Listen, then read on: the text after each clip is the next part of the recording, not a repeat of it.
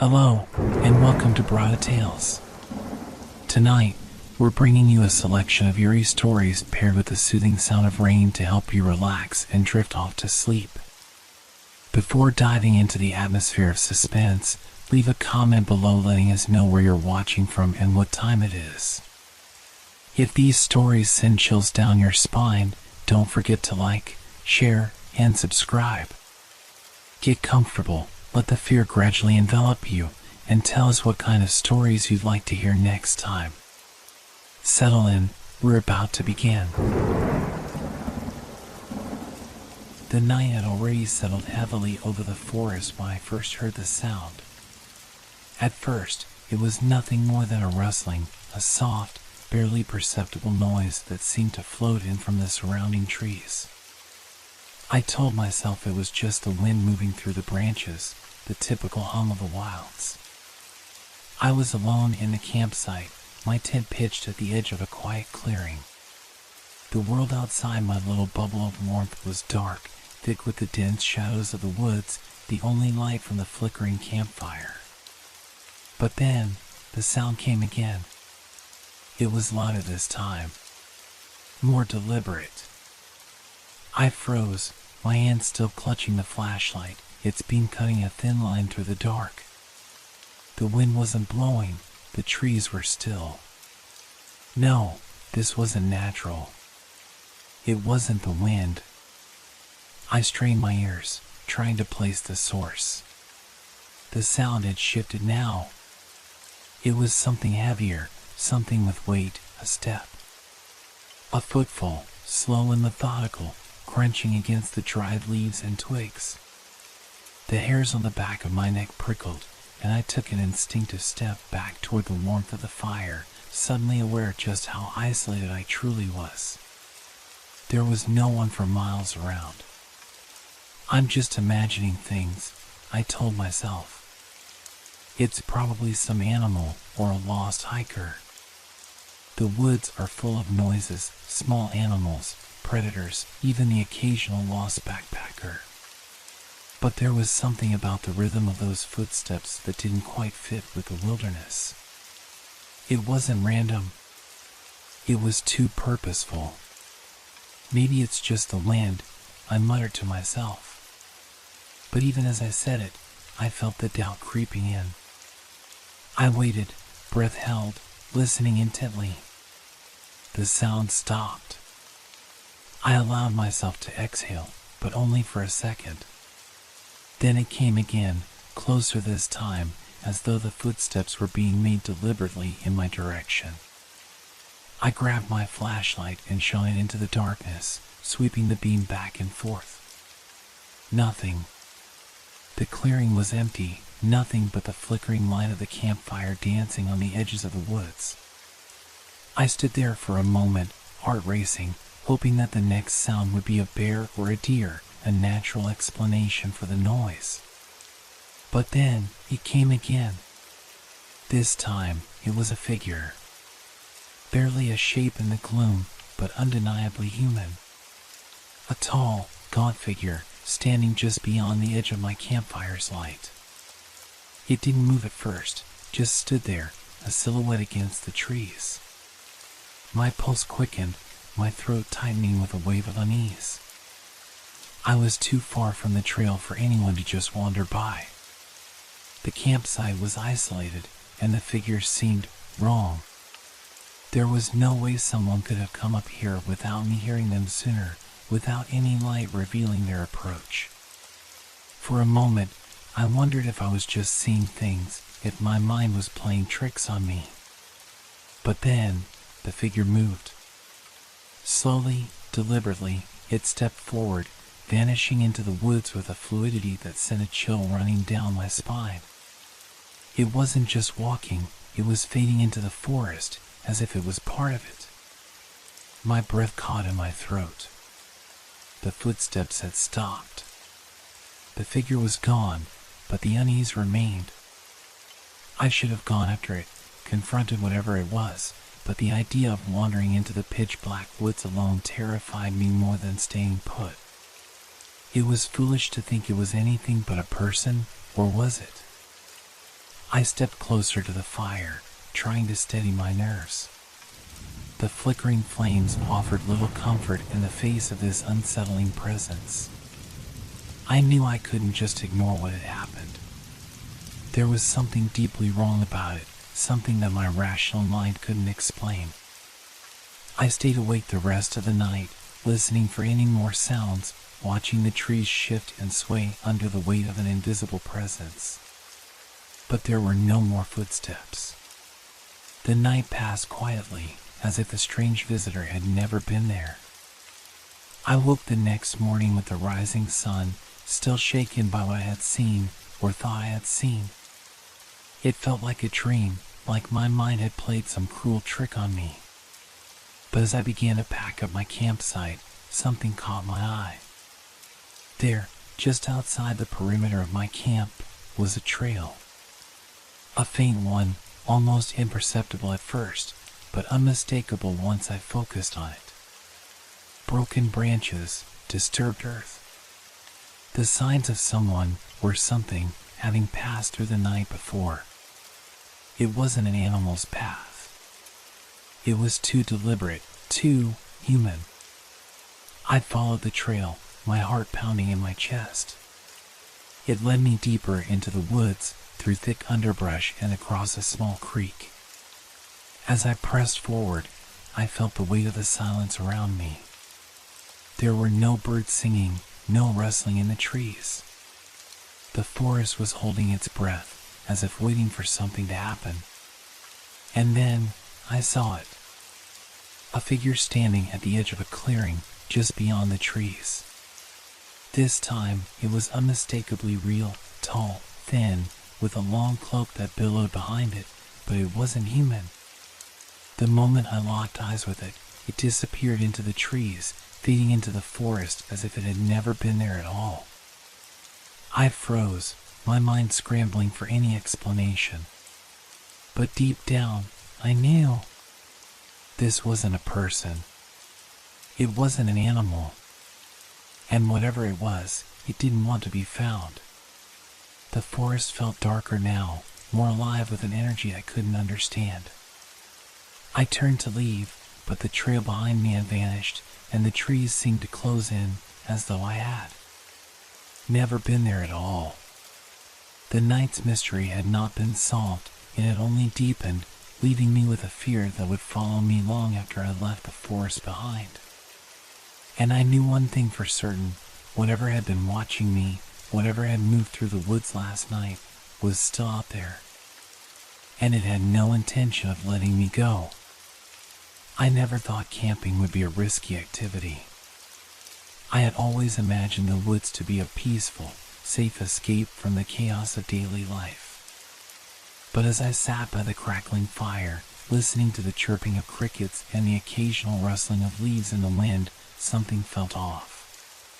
The forest seemed too quiet, too still. There were no signs of wildlife, no distant calls of owls or wolves. Just an unnatural silence that gnawed at my nerves. The campsite I had chosen wasn't exactly secluded, but it was far enough from the nearest town to feel like an escape. I had pitched my tent near a small creek, the sound of water gently flowing providing a soothing background as I settled in for the night. But as the evening wore on, I began to feel a strange presence around me. I couldn't quite explain it, but it was as though something was watching from the shadows, waiting. It was already late when I decided to turn in for the night. I extinguished the fire, the embers hissing as they died down. The cool night air swept over me, carrying with it the scent of damp earth and pine. I zipped myself into my tent, my head resting on the pillow, but sleep didn't come easy. The silence outside had thickened, pressing in from all sides. My thoughts kept wandering back to the feeling that I wasn't alone. I tried to rationalize it. It was probably just the isolation, I thought. Maybe the quiet made me hyper-aware of every little sound. But the longer I lay there, the more uneasy I became. I kept hearing something, footsteps, faint but deliberate, crunching through the underbrush just beyond the reach of my flashlight. I held my breath, straining to listen. Was it an animal? A person? Or was it my mind playing tricks on me? The sound stopped and the silence returned, but it wasn't the peaceful kind I had hoped for. It was oppressive, heavy, as if the forest itself were holding its breath. I tried to ignore it, closing my eyes and willing myself to sleep. But just as I was on the verge of drifting off, I heard it again, a soft rustle, followed by the unmistakable snap of a twig underfoot. This time, I was sure it wasn't my imagination. Someone or something was out there. I sat up in my tent, my heart pounding in my chest. I couldn't shake the feeling that whatever it was getting closer. My breath hitched as the sound of footsteps drew nearer, too steady and purposeful to be an animal. Then, as if realizing I was awake, the sounds abruptly stopped. I held my breath, waiting for any sign of movement, but nothing came. The only sound now was my own rapid breathing, echoing in the stillness. Had it been a person? I couldn't tell. I grabbed the flashlight, shining it out of the small window of my tent. The beam of light sliced through the darkness, illuminating only trees and shadows, but nothing out of the ordinary. I couldn't help but feel foolish. I must have imagined it, I thought. It was probably just the wind, or maybe the creek trickling over the rocks, creating strange noises in the night. But then, a voice in my mind whispered a chilling thought. What if it wasn't just the wind? I tried to calm myself. Maybe I was just being paranoid. The woods were vast, and I was far from the only one who might be out here. Still, the sense of unease lingered, gnawing at me like a persistent itch I couldn't scratch. After what felt like an eternity, I managed to lie back down. But sleep wouldn't come.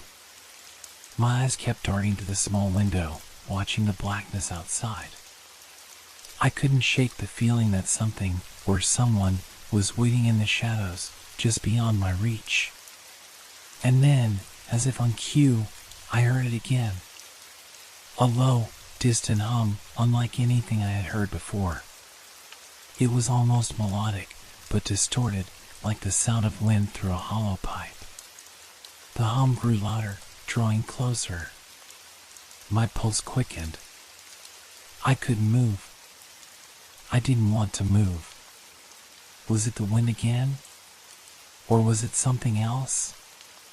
Suddenly, the hum stopped. There was complete silence, but it was different this time. It wasn't the kind of silence that came with peace, but one that pressed in, heavy and suffocating. I felt as though I was being drawn into the darkness, helpless, powerless against whatever it was that lurked out there. The silence lasted for what felt like an eternity, and then the unmistakable sound of movement broke it, slow, deliberate footsteps, creeping toward me. I tried to steady my breathing, hoping that whatever it was would go away. But deep down, I knew it wasn't going to stop. The footsteps grew louder, and I felt the hair on the back of my neck stand on end. Without thinking, I grabbed my backpack and fumbled for my phone. I knew I couldn't stay here any longer. I had to get out, had to find a way to escape whatever was stalking me. But when I opened the flap of my tent to peek outside, there was no one there. The forest was empty. Or so it seemed. But as I scanned the shadows, I caught sight of something, a figure, just at the edge of the trees. It was tall, unnaturally so, and it stood perfectly still, watching me. A chill ran down my spine. Then, without warning, the figure stepped back into the forest, disappearing into the trees as silently as it had come. I didn't wait for it to return. I grabbed my things in a frenzy, stumbling out of the tent, my heart racing. The campsite, once a peaceful retreat, now felt like a prison. The forest around me felt alive in a way that was dark, ancient, and malevolent. I didn't know who or what I had just seen, but I knew one thing: I wasn't staying to find out. I didn't wait to pack everything, just grabbed what I could and sprinted away from the campsite. My mind was racing, barely able to process the terror I felt. The figure, whatever it had been, was still burned into my memory. The way it stood there, motionless, like it was waiting for me to make a move. My heart pounded in my chest as I tried to run, my legs shaky, not used to such a sudden burst of fear-driven adrenaline. I wasn't sure where I was going, just that I couldn't stay at the campsite any longer. I ran blindly down the narrow trail, the one that had led me to the camp. The night was pitch black, save for the light of my flashlight, which flickered in my shaking hand as I hurried forward. I had to stop, though, just a few hundred yards down the trail. The night air felt thick, almost suffocating, and my breath was coming in ragged gasps. I turned around, expecting to see something, but the forest was still and quiet. There were no figures standing at the edge of the trees, no sounds of movement, nothing at all. Was I losing my mind? I couldn't stop now, though. Every nerve in my body screamed at me to keep going, to get as far away as possible from whatever I had seen. I tried to push the fear to the back of my mind, but it kept creeping back in, like a shadow that followed me, no matter how fast I ran. But just as I thought I could relax for a moment, I heard something. A faint rustling in the bushes nearby. I froze, my heart hammering in my chest. Was it just the wind? Or was it something or someone else? I turned my flashlight in the direction of the sound, but it was just the trees, the shadows. The rustling stopped. Then I noticed something strange. There, on the dirt trail, just a few feet away from where I was standing, was a set of footprints. I knelt down, my pulse quickening again. They were fresh, too fresh. The prints were deep in the dirt, like someone had just passed by. But it was the way they were arranged that made my stomach churn. The prints were uneven, like they didn't belong to a person at all. Some of them were large, wide, others smaller, almost childlike. But the strangest thing was the direction they pointed. They were scattered, as if whoever, or whatever, had made them had been walking in circles, back and forth, seemingly unsure of where to go. I leaned closer, my flashlight illuminating the odd pattern of footprints. I could feel the hairs on the back of my neck rise. It didn't make sense. The footprints didn't lead anywhere. They just stopped, vanishing into thin air. A sickening chill ran down my spine. How could they just vanish like that? Was this another trick of my mind? Or was something watching me, something that could move without leaving a trace? I stood up, the urge to run growing stronger. But as I turned back toward the trail, I heard something, a low hum, the same sound I had heard earlier, but this time it was much louder. And closer. I froze again. It was like the hum was vibrating in my bones, sending a shiver through my entire body. It wasn't just the wind. I knew that now. It was something else. Something unnatural. The footsteps, the humming, everything was connected. But how? I couldn't make sense of it. My head was spinning. I took another step back, scanning the dark forest with my flashlight, but nothing moved. The hum was gone, replaced by the same eerie silence that had gripped me before. Suddenly, I felt a presence behind me. Not just in the air, but in my very bones. I spun around, but there was nothing there, just the empty path, stretching ahead of me into the unknown. I was alone, but the feeling of being watched didn't go away. It clung to me like a shadow. I couldn't ignore it any longer. I had to find answers. What had I seen that night? What was out there in the woods, lurking just beyond the reach of my flashlight? I turned back to the footprints, hesitant. They still made no sense. But maybe, just maybe, they could lead me to something, some explanation for the strange figure, the eerie hum, the strange disappearance. As I started walking again, following the odd trail of footprints, I tried to convince myself that it was just a trick of my imagination. But deep down, I knew that whatever was happening, it was real. And I was getting closer to something that would change everything. The thought sent a jolt of fear through me. But despite my terror, I couldn't turn back now. The night stretched on, and the deeper I ventured into the woods, the more the feeling of being watched intensified. Every step I took felt deliberate, calculated, like I wasn't walking through the forest but being guided along some twisted path I didn't understand.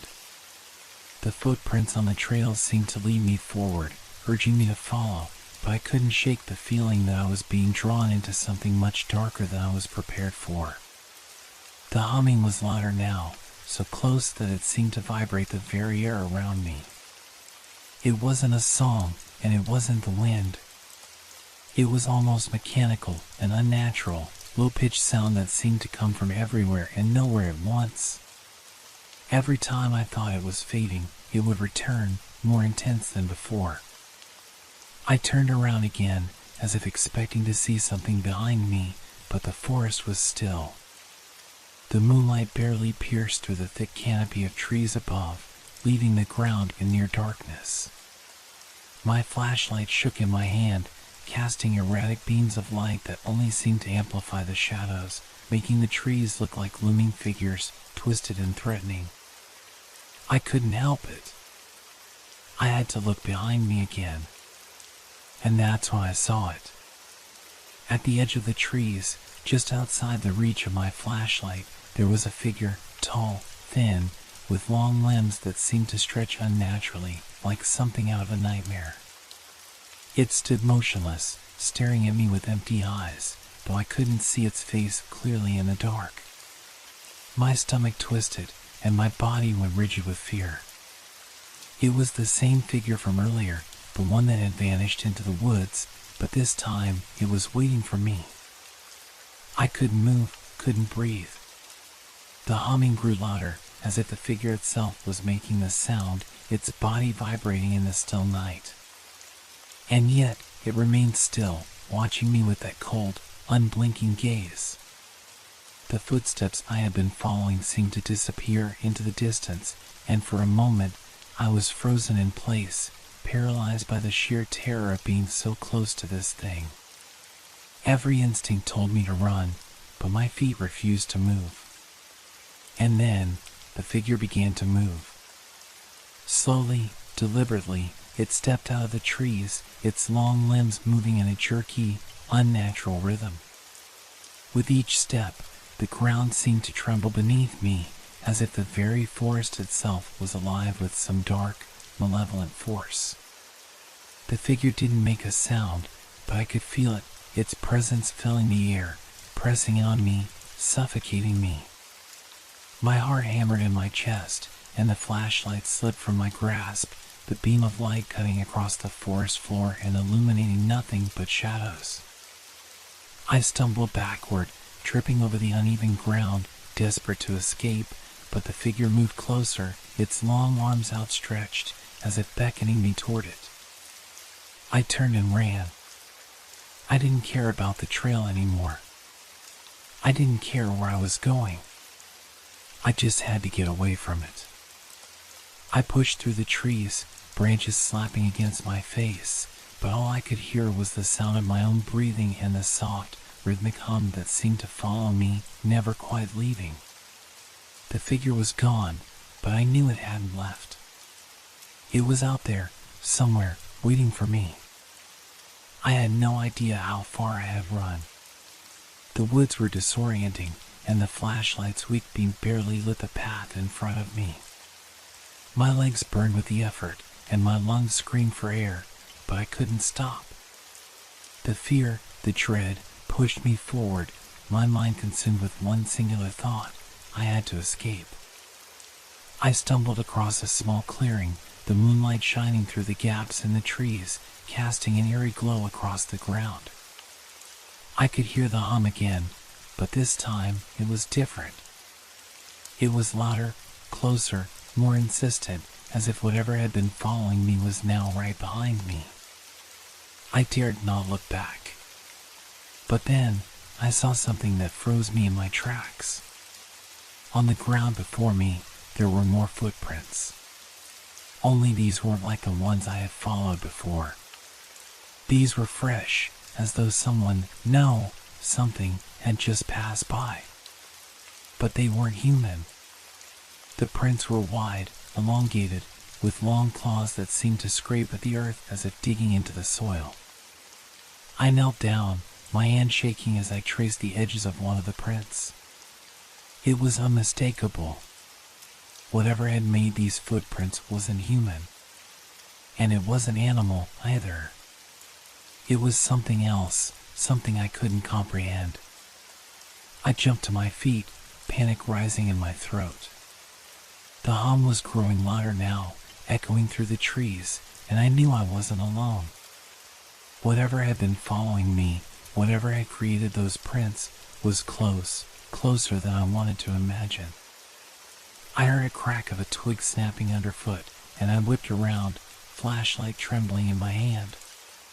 But the clearing was empty, the shadows thick and impenetrable. There was no movement, no sound, just the oppressive weight of the silence pressing in on me. But then, out of the corner of my eye, I saw it.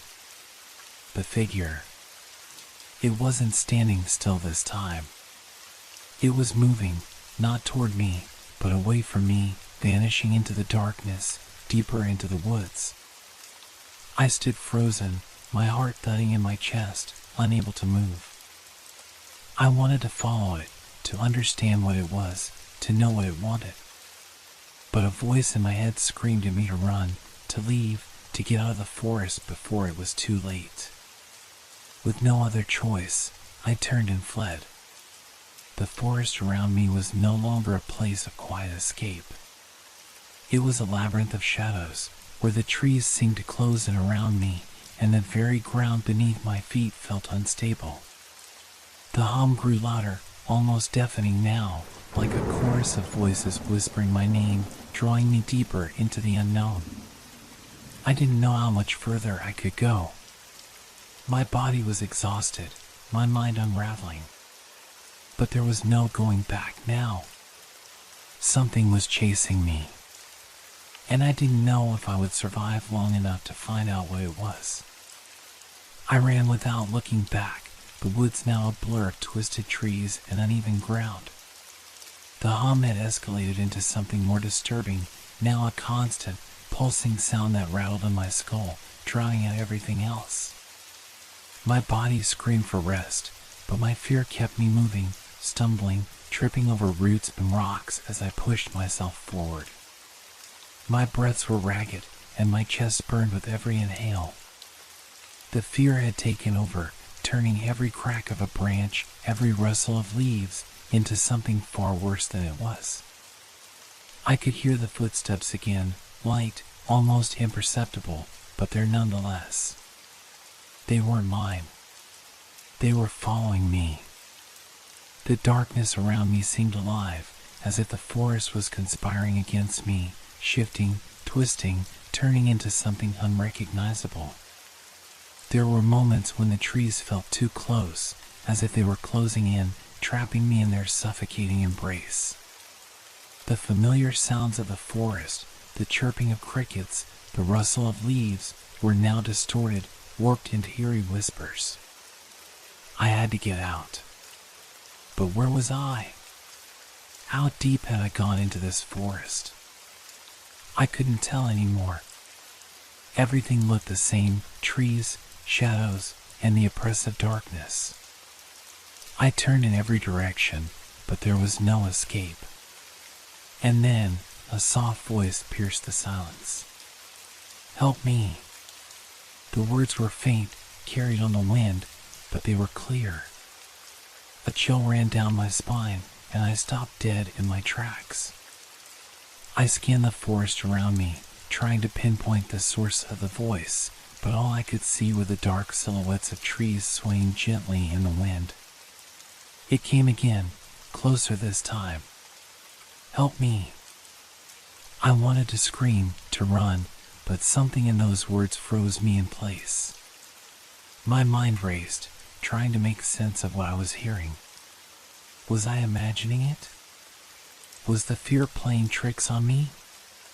"Help me." I stepped forward, driven by something beyond fear, a strange compulsion to find the source of the voice. My heart pounded in my chest, each beat louder than the last, until it seemed as though the very forest could hear it. The voice was growing louder now, clearer. It wasn't coming from the direction I had been running. It was coming from somewhere deeper in the woods, somewhere off the trail. I hesitated for a moment, then turned, following the voice. The darkness closed in around me, and every step felt wrong. The trees loomed like silent sentinels, their twisted branches reaching out like hands. The voice grew louder still, but now there was something else in it, something desperate, frantic. The hum was gone for the moment, replaced by the sound of the voice alone. I pushed forward, the branches clawing at my arms, my skin prickling with the sense of something watching me. My breath came in shallow gasps, and I could hear my heartbeat pounding in my ears. The voice was close now, but it still didn't make sense. No one could be out here. The campground was miles away. And yet, the voice called to me, drawing me deeper into the forest. I wasn't sure how much time had passed when I stumbled into a small clearing, the moonlight breaking through the canopy and illuminating the ground before me. I stopped, breathless, heart racing, scanning the area. There was nothing there. The clearing was empty. No figure, no shadow. Just the wind rustling through the trees. The voice was gone, replaced by an unnerving silence that swallowed every sound. I turned around, hoping to find the path I had lost, but everything looked unfamiliar. The forest, once full of life, was now a hollow, ominous space. And then, a figure appeared. It wasn't like the others I had seen before. This one didn't move slowly or deliberately. It was simply there, standing at the edge of the clearing, its shape indistinct, its outline blurred by the darkness. I couldn't make out any features, just the vague form of a person or something pretending to be human. I froze. My mind screamed at me to run, but I couldn't move. It was like I was rooted to the spot, my legs refusing to obey. The figure remained still, just watching me, its presence a heavy weight in the air. The air felt thick now, oppressive, as if something was wrong with the very atmosphere itself. The trees around me groaned as though they were shifting, bending under an unseen force. And then it spoke. But it wasn't the voice I had heard earlier. This voice was low, deep, almost guttural, and it sent a wave of cold terror through me. "Don't look away." I blinked, and the figure was closer. It hadn't moved, but it was somehow right in front of me now, its presence pressing in on me. I could feel the cold emanating from it, freezing the air around me. "Don't look away," it repeated, its voice rasping like gravel. "Or it will be too late." I opened my mouth to scream, to call for help, but no sound came out. My throat was dry, constricted. I couldn't breathe. I didn't know what it meant, but in that moment, I understood the warning. I knew that if I looked away, if I allowed myself to break eye contact, I might disappear. I might become another part of the forest, another shadow, another voice lost in the darkness. My legs trembled, and I fought to maintain focus. I refused to look away. But in the corner of my vision, I saw something move. It wasn't the figure. It was something behind it. Something much larger, much darker. I could feel it, its presence, encroaching on the edge of my awareness. And then everything went dark. I don't know how long I was unconscious. When I woke up, I was lying on the cold forest floor, the morning light creeping through the trees. The figure was gone, the voice was gone, but the memory remained, a gnawing, unshakable fear that clung to my bones. I stumbled to my feet, disoriented, my body aching from the fall. The forest around me seemed eerily quiet, but there was no sign of the figure, no sign of anything strange. It was as if the night had never happened. But the prints, the strange, distorted footprints, they were still there, leading away from me. And as I stood, still trembling, I couldn't shake the feeling that I wasn't alone. Something was still watching me. I stood in the clearing, the reality of what I had just experienced slowly sinking in, but even as the daylight returned to the forest, a deep unease gnawed at me. The oppressive fear that had gripped me during the night was far from gone. I tried to convince myself that everything I had seen was a product of my imagination, the result of too much fear and exhaustion. But the prints were still there, leading away from the clearing, and they were impossible to ignore. I knew I couldn't stay here. I had to get back to the campground. I needed to find other people, someone to explain what had happened, anything to prove that I wasn't losing my mind. But as I looked around, the trees, the shadows, seemed to have shifted. The path back was no longer obvious. The familiar landmarks I had passed earlier in the night were nowhere to be seen. The woods had changed. They had become foreign. I stumbled forward, trying to follow the prints, desperate to find something familiar, some sign that I wasn't completely lost. My mind raced with a million questions, each more terrifying than the last. What had I seen in the woods? Who or what had been following me? And why did it feel like I was still being watched, even now? The further I walked, the more the trees seemed to close in around me, pressing tighter, like a maze that had no exit. The ground felt different underfoot, soft and uneven, as though it was shifting beneath me. The air was thick with a strange, musty scent, like decay, and every step I took seemed to echo louder than the last. I had no idea how much time had passed since I had left the clearing, but I felt like I was walking in circles. My chest tightened with every step, and the shadows around me seemed to stretch unnaturally.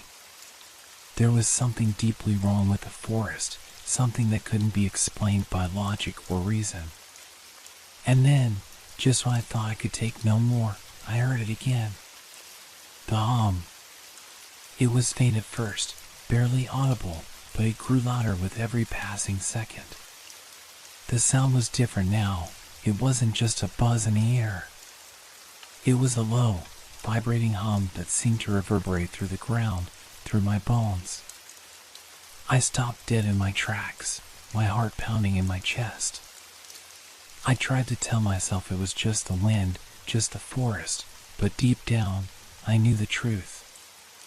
It was coming for me. The figure, the thing I had seen before, was out there, somewhere, lurking in the shadows, waiting for me. I couldn't outrun it.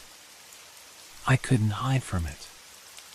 It was like the forest itself had become an extension of whatever this thing was, a dark entity that controlled everything around me. I started to run again, my feet moving instinctively, but every time I turned a corner, every time I pushed forward, the path seemed to stretch further away. The hum grew louder, now a constant presence in my ears, vibrating through the air like a low, foreboding morning. I broke through the trees, finally seeing the faint outline of the campground in the distance. My heart surged with hope. I was so close. I could make it. But then, I saw it again. The figure. It was standing at the edge of the campground, just on the outside of the clearing, watching me. It didn't move, just stood there, its shape barely discernible in the early morning light. But I could feel its gaze on me, cold and unyielding. And then, as if sensing my approach, it moved. The figure stepped forward, its long, distorted limbs shifting unnaturally. It didn't run. It didn't hurry. It simply moved with a purpose, as if it knew something I didn't. Its presence filled the space between me and the campground, a barrier I couldn't cross. I froze, the fear rising in my chest like a tidal wave. The hum was so loud now, almost deafening, vibrating through the air and shaking the ground beneath me. I couldn't escape it. I couldn't outrun it. It was everywhere. I wanted to scream, to run, to find shelter.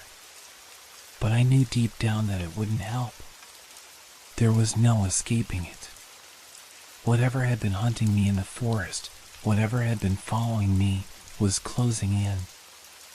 I turned around, frantically searching for any way out, any path that might lead me back to safety. But there was nothing. The forest was a maze, and I was trapped in the center of it. And then, just as I felt the weight of despair press down on me, I saw something else. A flash of light. It was faint at first, barely noticeable, but it grew brighter, more intense, as if it were calling to me. I turned, desperate for something, anything that could guide me out of this nightmare. The light flickered again, drawing me toward it like a beacon. I didn't hesitate. I ran toward the light, not caring where it was coming from, not caring if it was a trick or an illusion. But as I ran, the light seemed to move, always staying just out of reach. I pushed harder, my legs burning with exhaustion, my chest heaving for air. The hum was almost deafening now, and I could feel the presence of the figure behind me, closing in, getting closer with every step. I couldn't keep running. I couldn't fight it anymore. With one final, desperate cry, I collapsed to the ground, my body giving out beneath me. The light flickered one last time, then went out. The hum stopped. And then, there was nothing. I don't know how long I was unconscious. When I woke up, the forest was still. The hum was gone. The figure was gone. But so was the campground. There was no sign of it, no sign of anything familiar. The woods were empty, silent. I stood up, disoriented, the weight of what had happened pressing down on me like a heavy fog. I didn't know if it was real. I didn't know if I had imagined it all. But deep down, I felt the truth. I was never meant to leave. And I was never meant to forget. The forest had claimed me.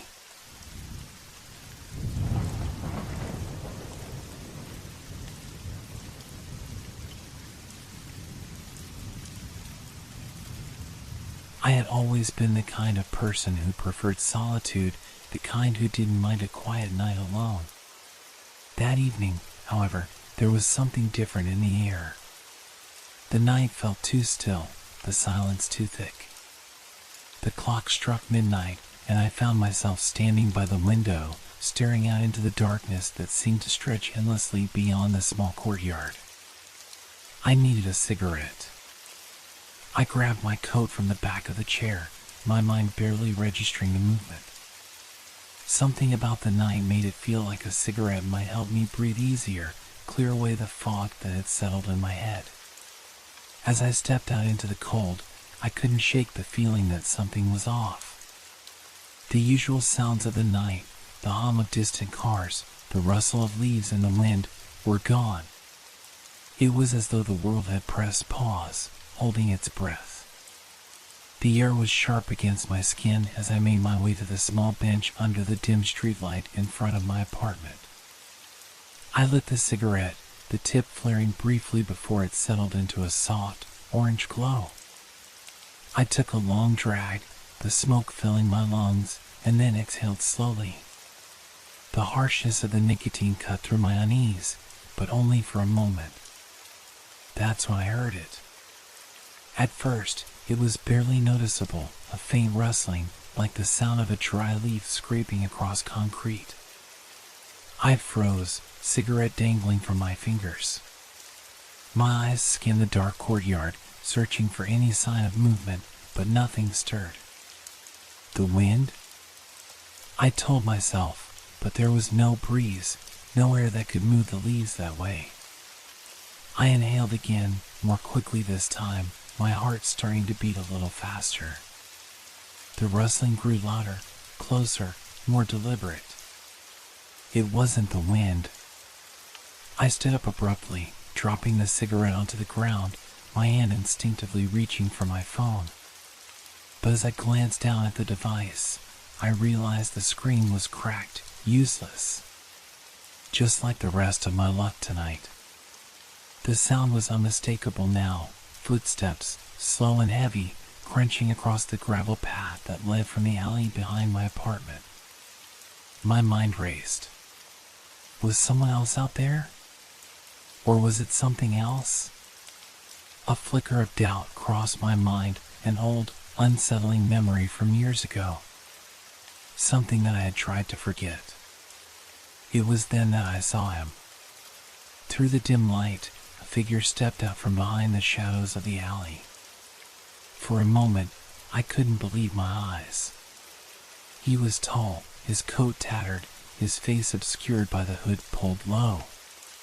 But the shape, the way he walked, the way he seemed to glide across the ground, it was unmistakable. It was my neighbor, Thomas. Thomas had disappeared years ago. People said he was dead. They said he'd left one night and never come back. No one knew what happened to him.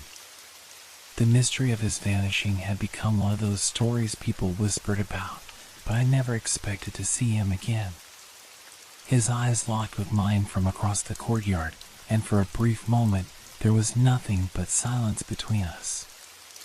No sound. No movement. I couldn't breathe. Then, slowly, his lips curled into a faint smile. The cigarette, forgotten on the ground, lay smoldering in the cold night. I didn't even notice the smoke rising from it, curling into the air like a forgotten memory. My heart hammered in my chest, my breath coming in shallow bursts. Thomas. But it couldn't be him. It couldn't. I had heard the rumors, the theories. Some said he'd run off, others swore they saw him in the city years ago, walking aimlessly as though lost. But he never returned. He was just gone.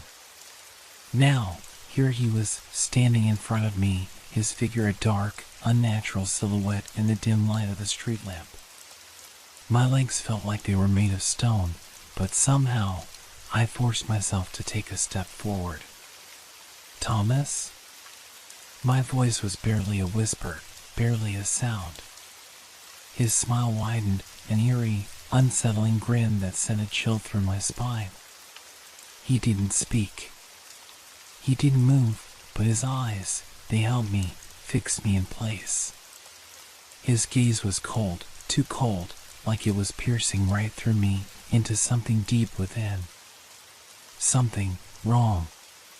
The rustling, the slow, deliberate steps, everything stopped. The air grew thicker, heavier. And then I heard it, the faintest whisper. It wasn't from him. It was behind him. I turned my head, desperately trying to shake off the unease. The courtyard was still empty, but I could have sworn I heard something, someone whispering my name. My pulse quickened. this was wrong. So wrong. I stepped back, my mind racing. But Thomas took a step forward. Where have you been? My voice cracked as I asked the question, the one that had lingered in my thoughts for so long. But his answer wasn't what I expected. He didn't say anything. He simply raised a hand and motioned for me to follow. Slowly, deliberately, he turned toward the alley from which he had emerged, beckoning me with that unsettling smile. "Don't," I whispered to myself, but my feet moved before I could stop them. A part of me wanted to run, wanted to scream, but another part, the part that was drawn to the mystery, felt an urge to follow. It was as if the air itself was pulling me forward, the darkness swallowing any trace of light. I took another step, then another, my breath shallow and erratic. The cold nipped at my skin, but it wasn't the weather that made me shiver, it was the growing sense that something was terribly wrong. That this wasn't just a reunion with an old friend. No, this was something else. The ground felt uneven beneath my feet, as if the very earth was shifting beneath me. The air smelled musty, like the dampness of the alley, and I couldn't shake the feeling that I was being watched. Not just by Thomas, but by something else, something that I couldn't see.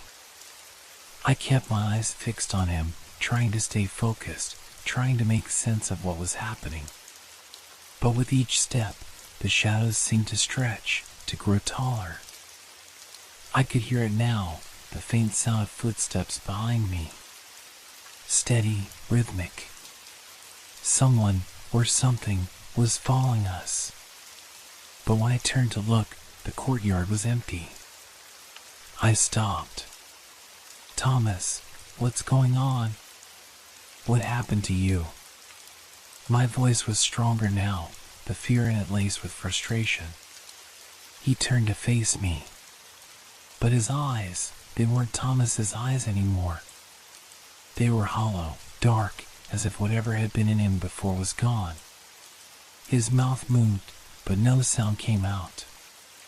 It was like watching a marionette puppet with tangled strings, trying to speak, but failing. Then the whisper returned, louder this time. It was my name, but not from Thomas. Not from anything in front of me. It was coming from behind. From the alley. "Run," a voice hissed. I didn't hesitate. I turned and ran. My heart pounded in my chest as I sprinted back toward the safety of my apartment. The alley stretched before me, dark and suffocating, every shadow seeming to shift and move with an unsettling life of its own. The sound of my footsteps echoed against the walls, but something else was there, too faint but unmistakable. The rhythmic patter of someone, or something, pursuing me. I didn't dare look back. I couldn't. The only thing I could focus on was the apartment building, just ahead. The familiar, reassuring sight of the entrance was the only thing keeping my legs moving, my mind from completely breaking down. But the whispers, the constant, insistent whispers, were growing louder, swirling around me, suffocating me. "Run, run, run." They seemed to chant in a low, guttural voice, as though the night itself was alive with malicious intent. My breaths were coming faster now, sharper, each inhale a desperate attempt to fuel my body with more air. I could feel the sweat on my skin, the cold of it mixing with the growing heat of my panic. The footsteps behind me were closer now, impossibly close. Then, through the haze of fear, I heard a voice. "Don't run, you can't escape." It wasn't Thomas's voice. No, this was something older, something deep. The words slithered into my mind, wrapping around my thoughts like a cold, slithering snake. I rounded the corner of the building, my apartment now just a few doors away. The front door, locked. I fumbled for my keys, my hands shaking violently, the shadows behind me pressing closer with every second. My breath was ragged, a desperate attempt to steady my hand as I found the keyhole, but before I could turn the key, the sound stopped. The footsteps. The whispers. Everything went silent. I froze. A chill ran down my spine, and for a moment, I thought I could hear my own heartbeat pounding in my ears, as if the night had swallowed everything else, leaving nothing but this terrible, unnatural stillness. And then, just as quickly as it had stopped, the world shifted. The air seemed to thicken, and a coldness, sharp and biting, pressed in from all sides. I turned, slowly, not wanting to. No, I couldn't, but my body moved against my will. There he was. Thomas. But not Thomas. The figure stood at the far end of the courtyard, his outline barely visible in the dim light. His silhouette had changed. He was taller now, more imposing, his body stretching unnaturally as if the darkness itself was contorting him. He seemed to grow, his form growing more twisted with each blink. His eyes, those empty, soulless pits, stared at me, and I felt as though they were inside me, crawling into my mind. His lips parted, but the words that came out weren't his. They weren't even human. They sounded like the murmur of many voices, layered together, overlapping, each one twisted in its own way. Why did you leave us alone? The words were like nails scraping against glass. I wanted to scream, but I couldn't. My voice was stuck in my throat, trapped by the fear that gripped me so tightly I couldn't move. The figure took a step forward, his movement smooth and slow, as though he was gliding. Then, a sound. A creak from above. I snapped my head up. From the rooftop, another shape dropped. A figure, familiar, but wrong. It was her. My neighbor, the woman who lived 2 doors down, Mrs. Alvarez. But she wasn't Mrs. Alvarez anymore. Her eyes were just like Thomas's, hollow, dark pits. Her mouth stretched wide, too wide, as she let out a sound that was a mix of a scream and a laugh. Come closer, her voice echoed, thin and distorted. I stumbled backward, but the air around me pressed in tighter, like invisible walls closing in on me. The alley. The shadows. They were alive now, twisting and bending into grotesque shapes, surrounding me, suffocating me. I couldn't breathe. I couldn't think. I was trapped. Then, the figure of Thomas reached out, his hand stretching toward me, impossibly long. His fingers brushed against my cheek, cold and clammy, like a dead thing trying to pull me into its embrace. "Join us," he whispered, his voice no longer his own. It was a chorus of voices, old and ancient, calling to me. The ground beneath my feet began to shift, as if the very earth itself was moving, opening up to swallow me whole. I gasped, pulling away, but the more I struggled, the more the shadows closed in, as though they were feeding on my fear. And then, just as suddenly as it had all begun, the pressure lifted. The figures disappeared into the dark, and the air returned to normal, empty, cold, silent. I collapsed onto the cold ground, gasping for air, trembling uncontrollably. My mind couldn't process what had just happened, what I had seen. But one thing was certain. It wasn't over. And it was only just beginning. I lay there, trying to catch my breath, feeling the world tilt beneath me. Every sound echoed sharply, even the distant hum of the city seemed foreign, distant.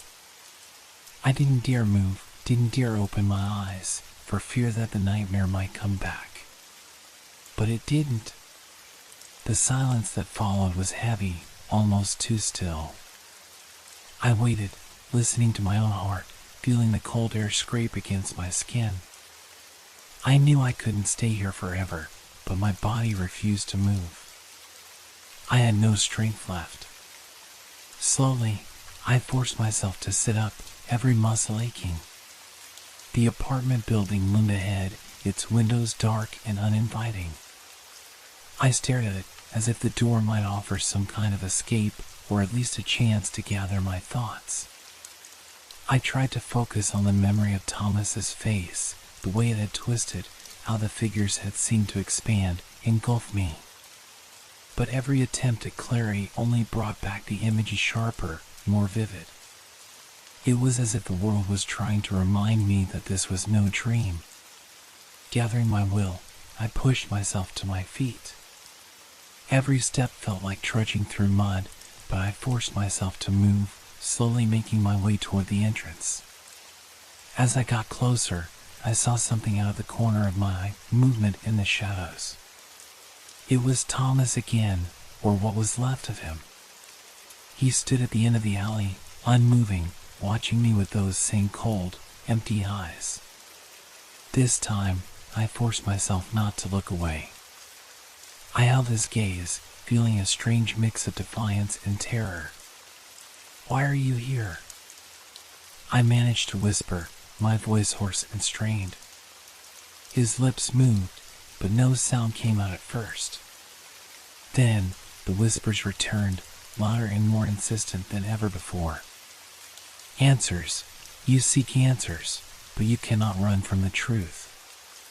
My heart quickened, and I felt a shiver run through my body.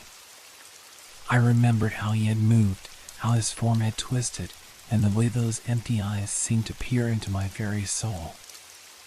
I didn't know what to do. Part of me wanted to turn and run, another part felt compelled to stay, to understand.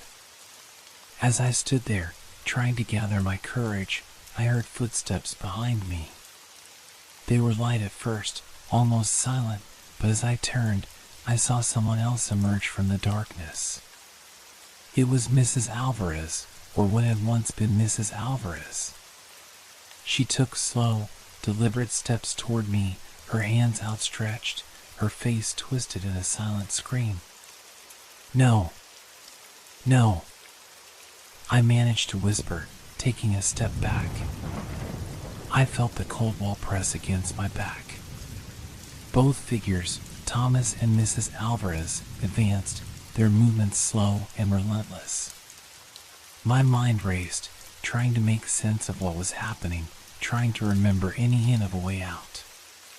But I couldn't think straight. The fear had clouded my thoughts, leaving only the sensation of being trapped. And then, from somewhere behind them, a voice echoed through the air, one that felt almost familiar. "Run." I didn't hesitate. I turned and ran, faster than I had before, barreling through the narrow path toward the end of the alley. My legs carried me away from the horror, but I could still feel their presence behind me, closing in like a dark storm.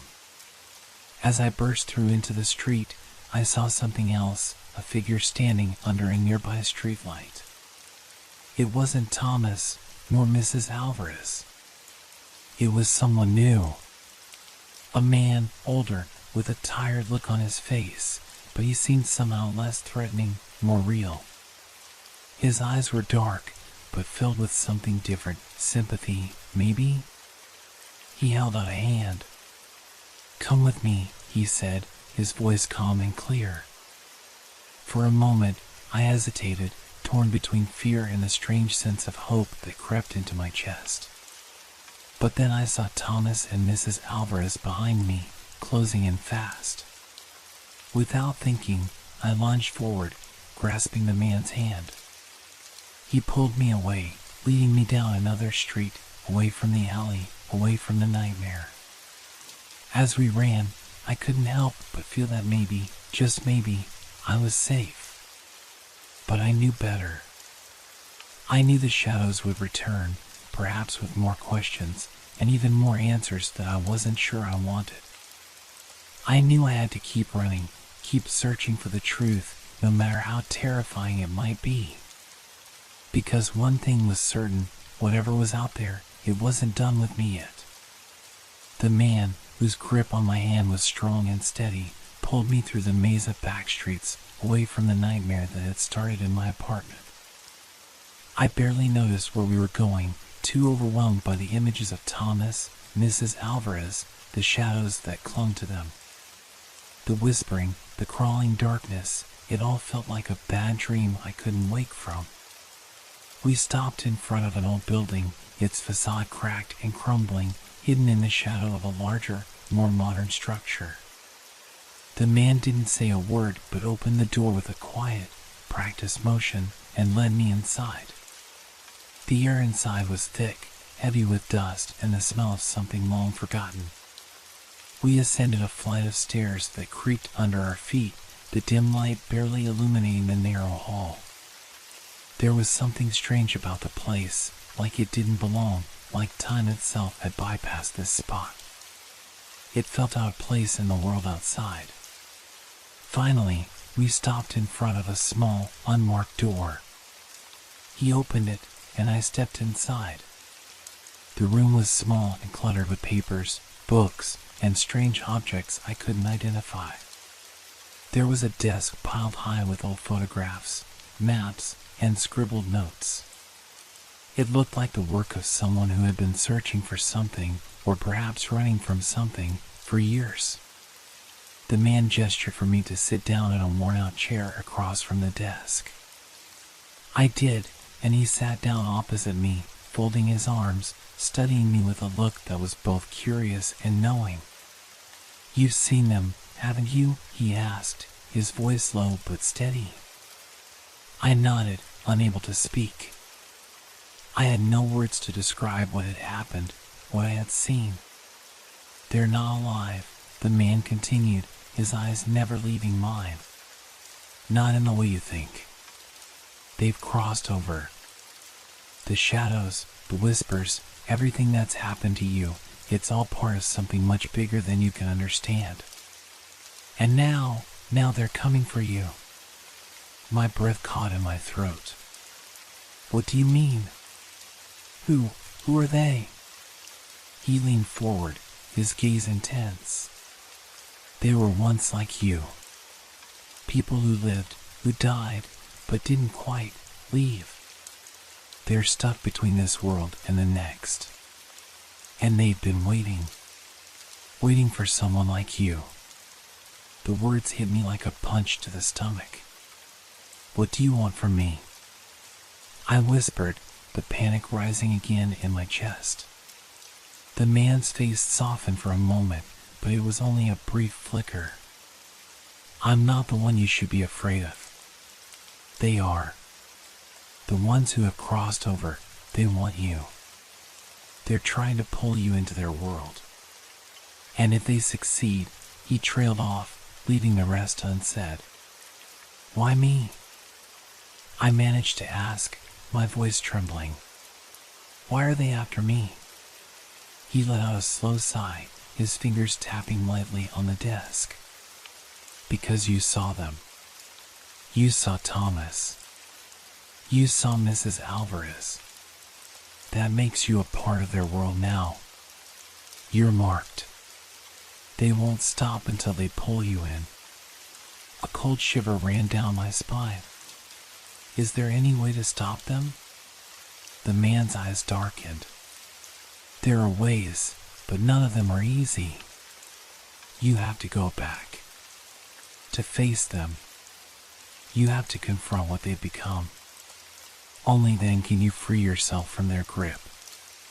The thought of returning, of going back into that alley where the darkness had swallowed me whole, made my stomach churn. I wanted to run. I wanted to get as far away from this place, from those shadows, as possible. But I knew, deep down, that there was no running. I had seen them. And now, there was no escaping them. "Why didn't you warn me earlier?" I asked, frustration seeping into my voice. "Why didn't you tell me what was happening?" The man leaned back in his chair, looking tired. I couldn't. You weren't ready. Most people aren't. They think they're safe, that they're in control. But when it comes down to it, when the shadows come for you, you have to be willing to face them head on, or they'll drag you under. I swallowed hard, trying to make sense of everything he was saying. It didn't make sense. None of it did. But deep down, I knew one thing for sure, there was no turning back. Okay, I said, my voice barely a whisper. What do I have to do? The man nodded, a hint of approval in his eyes. You need to go back to the place where it all began. The alley. You need to find out what they really want, and if you can, you need to sever the connection they have to you. Only then will you be free. My hands were shaking as I stood up, my mind racing with 1,000 thoughts at once. I had no choice but to do this. If I didn't, I would never be free. As I stepped back into the cold night, I felt the weight of what was coming settle over me. I could feel them, the shadows, waiting, watching. They wouldn't let me go until I faced them, until I understood what they truly were. I had to return to the alley. I had to face Thomas and Mrs. Alvarez and whatever else waited in the dark.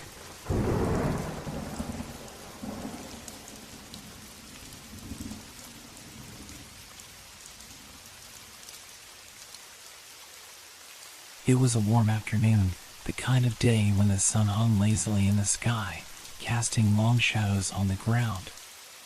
The air smelled faintly of grass and earth, and the laughter of children filled the neighborhood. My two best friends, Sam and Lily, and I had spent most of the day running through the yard, playing games that felt endless, as if time had slowed just for us. It was Sam who suggested we play hide and seek, and we all agreed without hesitation. We loved that game. It felt safe, like a simple, comforting ritual. As soon as the rules were set, Sam volunteered to be the seeker, while Lily and I scrambled to find our hiding spots. We had played hide and seek so many times that we knew every inch of the yard, every nook and cranny where we could hide, every tree that could provide shelter from Sam's searching eyes. The yard was large, filled with tall trees, overgrown bushes, and old wooden fences that had seen better days. It was the perfect place for our games. The thick, tangled branches of the old oak tree in the corner of the yard were one of my favorite places to hide. I ducked behind it, pressing myself close to the rough bark, my breath shallow as I tried to stay as still as possible. The sound of Sam counting echoed through the yard, his voice growing fainter with each number. 10, 9, 8, Sam counted, the rhythm of his voice making me feel both calm and anxious at the same time. I couldn't help but smile to myself. I had hidden here 100 times before, and Sam had never found me. I felt confident that I would be safe behind the tree, but there was something different today. I couldn't place it. Maybe it was the way the wind whispered through the branches, or the strange quiet that seemed to hang in the air. It was as though the world around me was holding its breath, waiting for something. 3, 2, 1. The counting stopped abruptly. Sam had finished. Now, the search began. The first few minutes were filled with the familiar sounds of Sam's footsteps crunching in the grass, his voice calling out in playful frustration as he searched for us. I heard him shout Lily's name in the distance, and then her excited laugh as he found her hiding spot behind the garden shed. I waited, holding my breath, hoping I wouldn't be next. But then, something strange happened. The yard, which had been filled with the sounds of our game, suddenly fell eerily silent. The wind died down, and the sounds of Sam's footsteps stopped. I waited for the usual shout, "Found you." But it didn't come. Instead, there was a strange rustling sound, At first, I thought it was just the wind, but it was too rhythmic, too deliberate. It came from the area near the fence, where I knew Sam hadn't been yet. It sounded like someone, or something, was moving through the bushes. I pressed myself closer to the oak tree, trying to listen more carefully. My heart began to race. Was Sam playing a trick on me? No, this wasn't like any trick I had ever seen him play. I could feel a chill creeping up my spine, but I refused to move. Then, I heard a voice, low, almost a whisper, but clear enough to make out the words. "Where are you?" I froze. That wasn't Sam's voice. It wasn't Lily's either. I didn't recognize it. It sounded wrong. I waited in the darkness behind the tree, my body rigid with fear. The rustling grew louder, closer, and I dared not look. My thoughts were racing. What was happening? Who was out there? "Come out, we're waiting," the voice whispered again, a strange echo that seemed to come from all around me. Then I heard it, the sound of footsteps. Slow, dragging steps, like someone walking through the tall grass. My heart skipped a beat. This wasn't a part of our game. There was something out there, something watching me. I clenched my fists, trying to steady my breathing. I wanted to shout for Sam, for Lily, but I couldn't. I couldn't make a sound. Every instinct in me screamed to stay hidden, to wait and see what would happen next. Suddenly, the shadow of a figure moved across the edge of the yard. I could see it out of the corner of my eye, a tall, dark shape that seemed to stretch unnaturally long. It moved without sound, gliding over the ground like it wasn't even touching the earth. I blinked and rubbed my eyes, thinking I was imagining things. But when I opened them again, the figure was closer. And it wasn't a shadow anymore. It was a shape, a person. No, not a person. A thing. A dark, distorted silhouette that seemed to flicker in and out of existence. I tried to move, to scream, but nothing came. The air around me felt thick, like the very atmosphere was pressing down on me. I wanted to run, to escape, but I couldn't. I was frozen in place, staring at the figure as it moved closer. And then it stopped. I could hear the ragged, uneven breathing coming from the shape. It was like a low, guttural gasp, as if the thing was struggling to breathe. It was standing just a few feet away from me, and I felt its presence closing in. My body was shaking, and my mind was screaming to run, but I couldn't.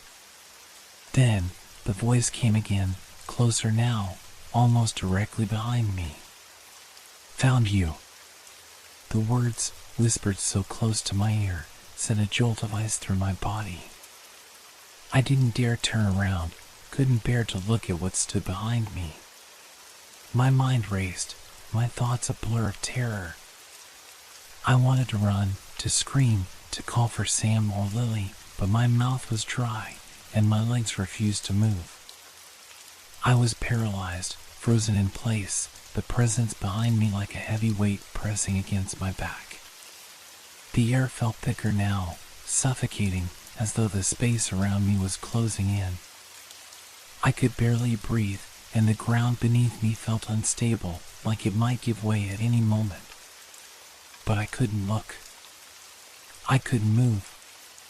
Suddenly, there was a sharp sound, a crack of twigs breaking underfoot, followed by a low growl. It wasn't the sound of an animal. It was something else, unnatural, hollow. My heart raced faster, and I finally allowed myself to take a quick glance over my shoulder. The figure wasn't there. I blinked, looking around frantically. The yard was empty again, just as it had been moments ago. But I could still feel it, the weight of its presence lingering in the air, thick and oppressive.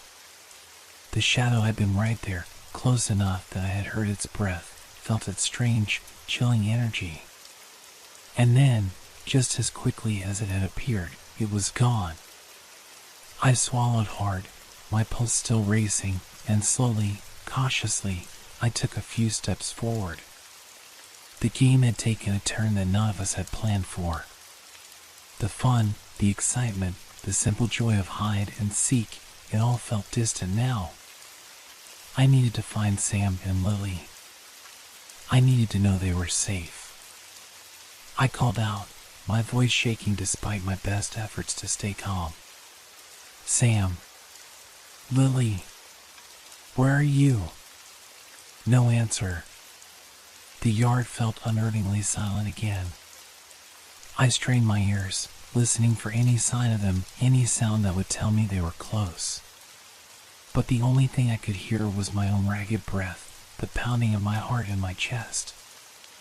I started to move cautiously toward the center of the yard, near the old swing set, where Sam had been counting when the game began.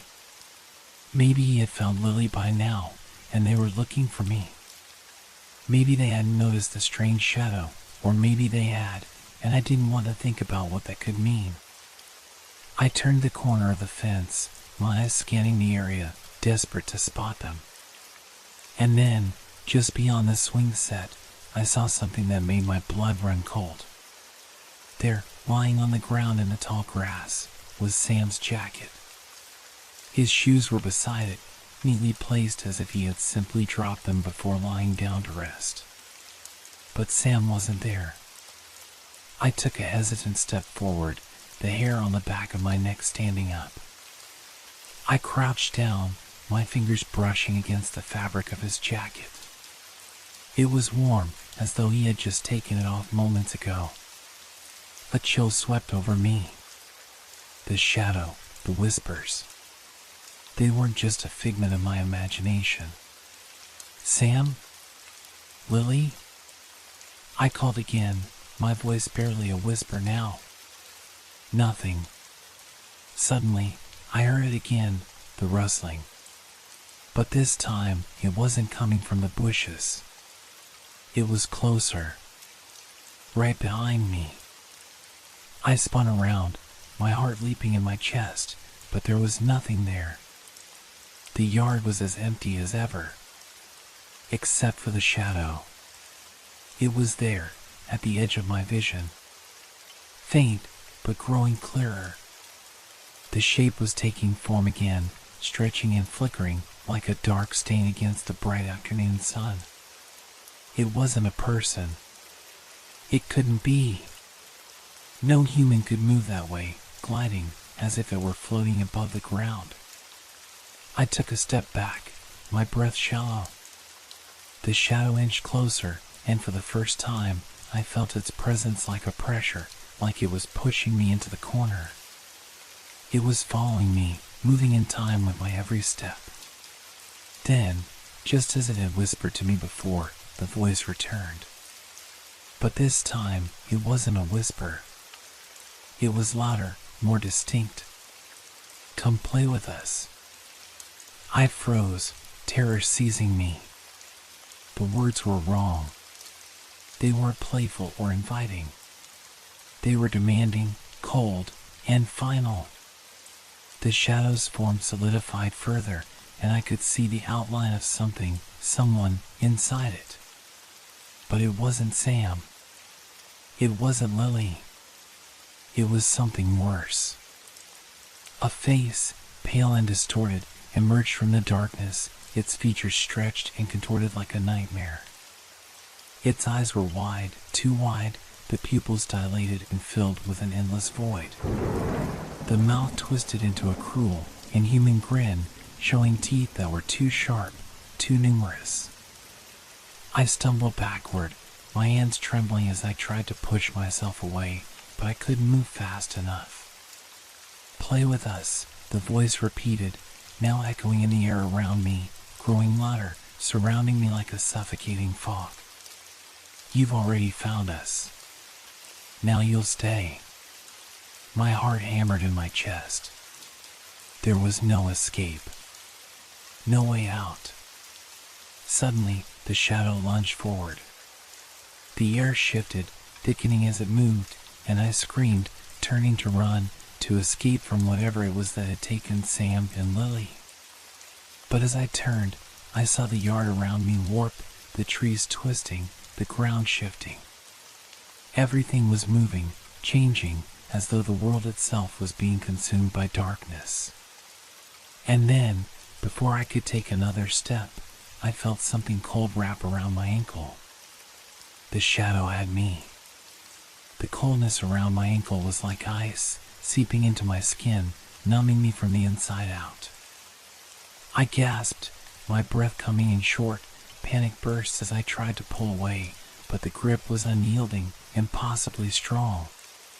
My foot was frozen in place, as if something invisible but very real was holding me down, rooting me to the earth. I screamed, but the sound felt muffled, as if it was swallowed by the very air around me.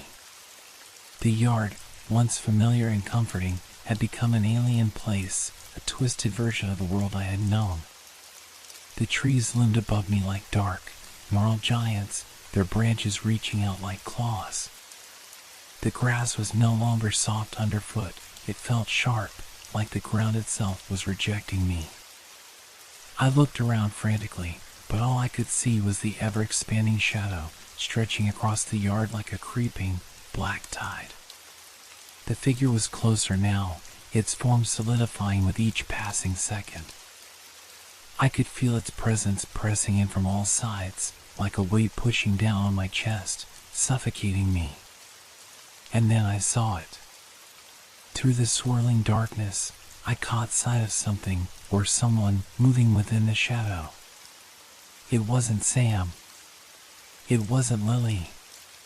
No, this was something different, something far worse.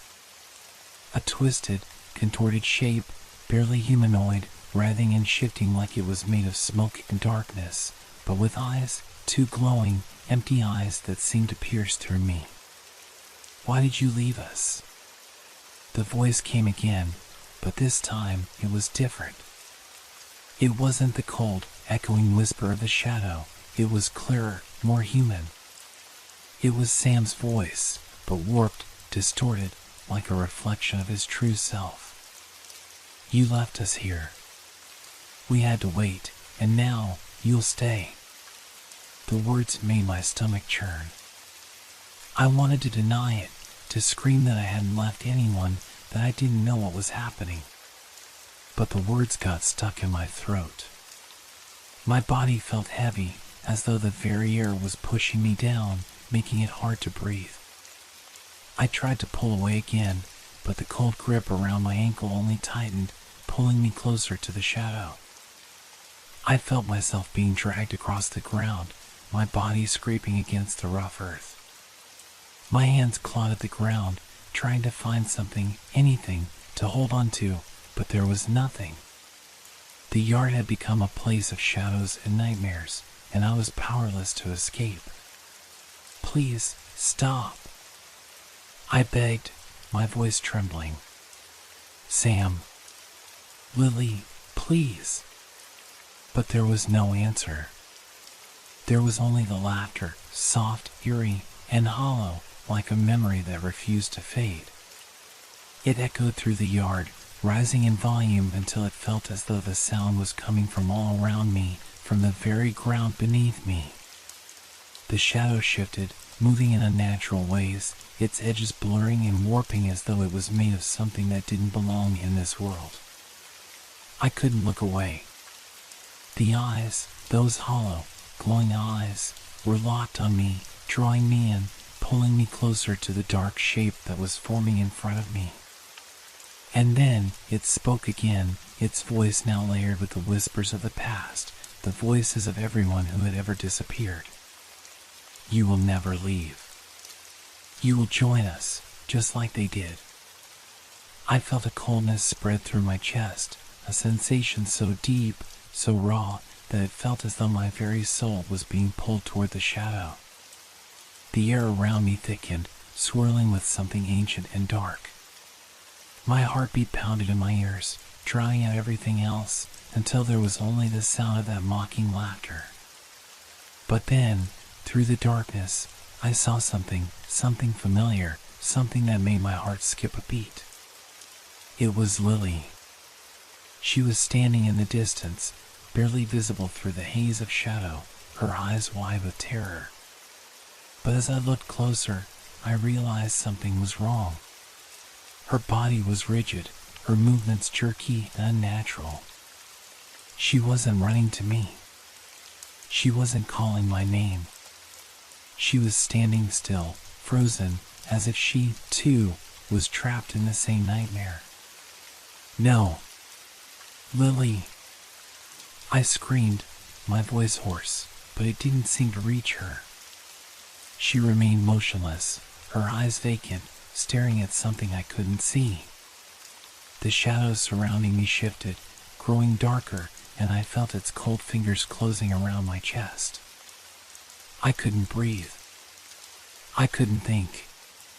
The darkness was closing in on me, and I knew, deep down, that there was no escaping it.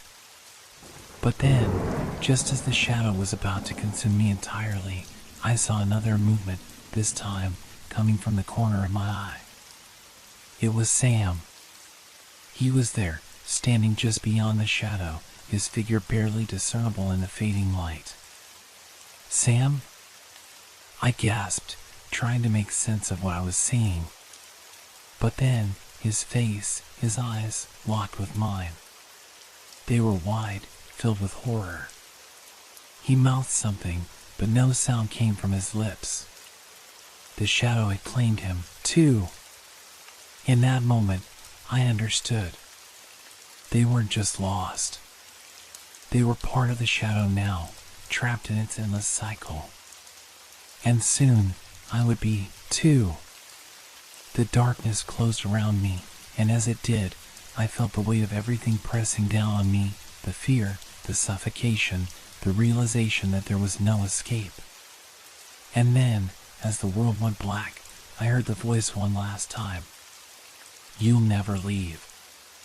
You'll never be found. And with that, the shadow claimed me. I don't know how much time passed. Seconds? Minutes? Hours? The darkness consumed everything, the air, the ground, my very thoughts. Time didn't exist in the shadow. It was a place without rules, without light, a place where nothing could grow or breathe. I was aware, though, even if I didn't know what I was anymore. My senses were dull, but still there, dim flashes of sensation, like half-remembered dreams. My body felt weightless, as if it were floating, but bound at the same time. I could no longer tell what was real and what was a creation of the darkness. In the abyss, I felt empty. It was as though I had lost something vital. My mind clawed at the memory, trying to grasp it, but it slipped away, like trying to hold water in my hands. I wanted to scream, but my voice was gone. And then, just as I thought I might lose myself entirely, I felt a tug, a sharp pull. My body jerked forward, as though the darkness had decided I no longer belonged. The weight lifted, and the coldness began to fade. My senses started to return, slow at first, like waking from a long, painful sleep. But what I saw when my eyes opened, if they really opened, was nothing like what I had expected. I was back in the yard. But the world around me had changed. It wasn't the bright, familiar yard I knew. No, it had morphed into something strange and unfamiliar, twisted and broken. The trees loomed overhead, their bark cracked and blackened, their branches gnarled and reaching, as if trying to escape from the ground. The grass beneath me was dead, dry and brittle, snapping under my weight like broken bones. There was no sunlight, no warmth. Everything was gray, drenched in an unnatural, suffocating fog that blurred everything in the distance. And then I heard it, the faintest sound. A laugh. A soft, familiar laugh. I looked up, my heart pounding, but I didn't see Sam or Lily. I didn't see anyone. The yard was empty, as though it had always been empty, as if no one had ever played here, as if no one had ever been here at all. But I wasn't alone. A figure appeared from the edge of my vision, slowly at first, then all at once. It was the shadow, but it was different now. It was clearer, more solid, like it had taken form, like it was becoming something else. A figure emerged from the darkness, a person, or something like it, draped in shadow. It stepped toward me, the ground crackling beneath its feet. Its form was shifting, constantly moving, as if it didn't belong in this world. And then I heard it.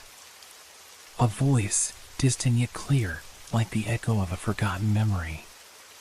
We never left. It was Sam's voice. But the words didn't come from his mouth. They came from the shadow itself, the thing that had swallowed us all. The thing that had taken them, and now it was claiming me. You will never leave, it repeated. You will stay here, with us. Forever.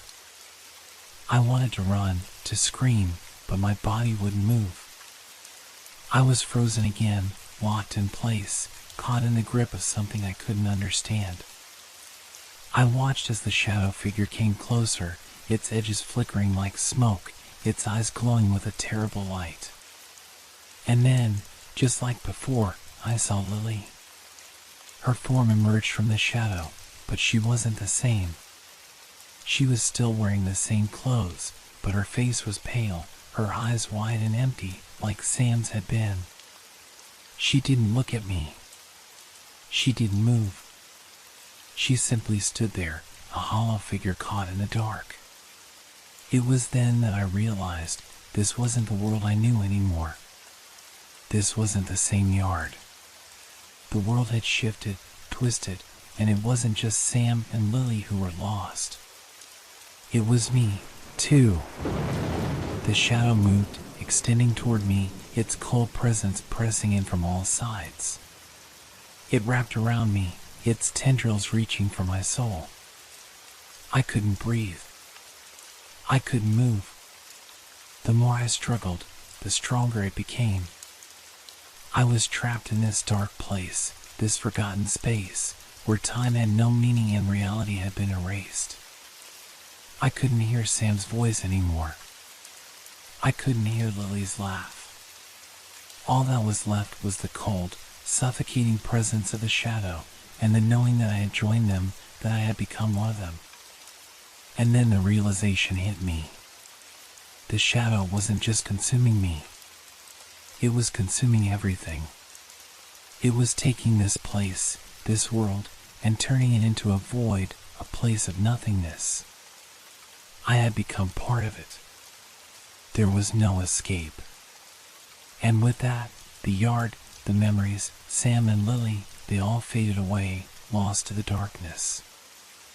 I was alone now, trapped in the shadow, with nothing left but the cold, eternal emptiness. The shadow whispered one final time, its voice echoing through the nothingness. We are forever. And then, there was nothing. I woke up again. But waking up is not the right word. It wasn't a return from sleep, from slumber, it was a shift. A transition from one world to another. The world I now inhabited wasn't the world I had known, and yet it was. The air around me felt thick, stifling, pressing against my skin. The ground beneath my feet seemed unsteady, as though it was shifting and moving, like sand beneath my weight. And everything was so still. The silence was so profound it felt alive, wrapping around me like a blanket I couldn't remove. The yard had returned, well, something that resembled it. The trees were still there, tall and twisted, but their trunks had become hollow and skeletal, as though the life had been drained from them, leaving only their twisted shapes. The grass was gone, replaced by a cracked, barren earth that stretched endlessly in every direction. I felt wrong. The world didn't look right, didn't feel right. It was as if I was trapped in a memory, familiar, yet fundamentally altered. The colors were washed out, everything muted, the air heavy with the weight of something that didn't belong. I looked down at my hands. They were my hands, but they seemed foreign, thin, transparent, as though they belonged to someone else. I could see through them.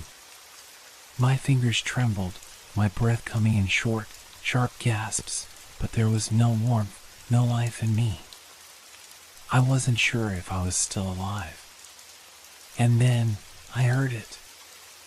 A sound, soft, distant at first, but growing louder. A voice. My name. Isla. It was Sam's voice. But the sound was muffled, distorted, as if it came from deep underwater. Or from the other side of a wall I couldn't see. Isla, come play. I spun around, panic rising in my chest, but there was no one.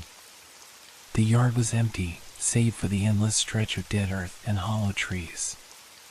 Sam? I called out, my voice strange and hollow, as though it didn't belong to me either. Lily? Nothing answered, except for the soft whispering of the wind, if it could even be called wind. It was more like the sigh of the earth itself, an empty exhale that chilled me to my core. Then, from the edge of my vision, something moved. Just a flicker at first, a shift in the space between reality and the world I now inhabited. The shadow. It was there again. I froze, my blood running cold, my breath stalling in my chest. The figure was tall, dark, a black shape against the ashen world, its form constantly shifting, becoming more real with each passing second. It stepped forward, its presence so heavy that I could feel the weight of it pressing against my ribs. The very air felt thick around me, and the ground beneath me seemed to groan in response, as if the world itself was in agony. You didn't think it was over, did you? The voice was low, guttural, no longer the distant, echoing sound of before. Now, it was clear, coming from the figure itself. It wasn't Sam anymore. It wasn't Lily. It was something else. It reached out, and with that gesture, I was pulled toward it, my body moving against my will. The shadow wrapped around me, its cold fingers brushing against my skin like icy tendrils, and I couldn't move, couldn't fight against it. We are always here, it whispered, its voice now a chorus of many, overlapping and indistinguishable, like 1,000 voices blending together. We wait. We play. And you will play with us, forever. And then, with that final, chilling phrase, I understood. This was not an end. This was the beginning. The game wasn't over. It had never ended. I had never left. I had become part of the shadow, part of the darkness. My mind, my body, my soul, they were all trapped now, lost to this endless cycle. Sam, Lily, all the others, they were part of this too, trapped in the game, unable to escape, forced to play forever. The figure loomed above me, its form flickering between human and something far worse, and I could feel it closing in, pulling me deeper into the darkness. The weight of it pressed harder, suffocating me. I could feel my breath constricting, my pulse quickening. You will never leave, it said again, its voice now a cruel mockery of the words it had spoken before. I wanted to scream. I wanted to fight back. But there was no use. There was no escape from this place, from the shadow that claimed everything. And just as the darkness wrapped around me entirely, just as the world faded away once again, I heard one last thing, whispered in my ear as if from someone who had been waiting all this time. Come and play with us, forever. And then there was only the dark.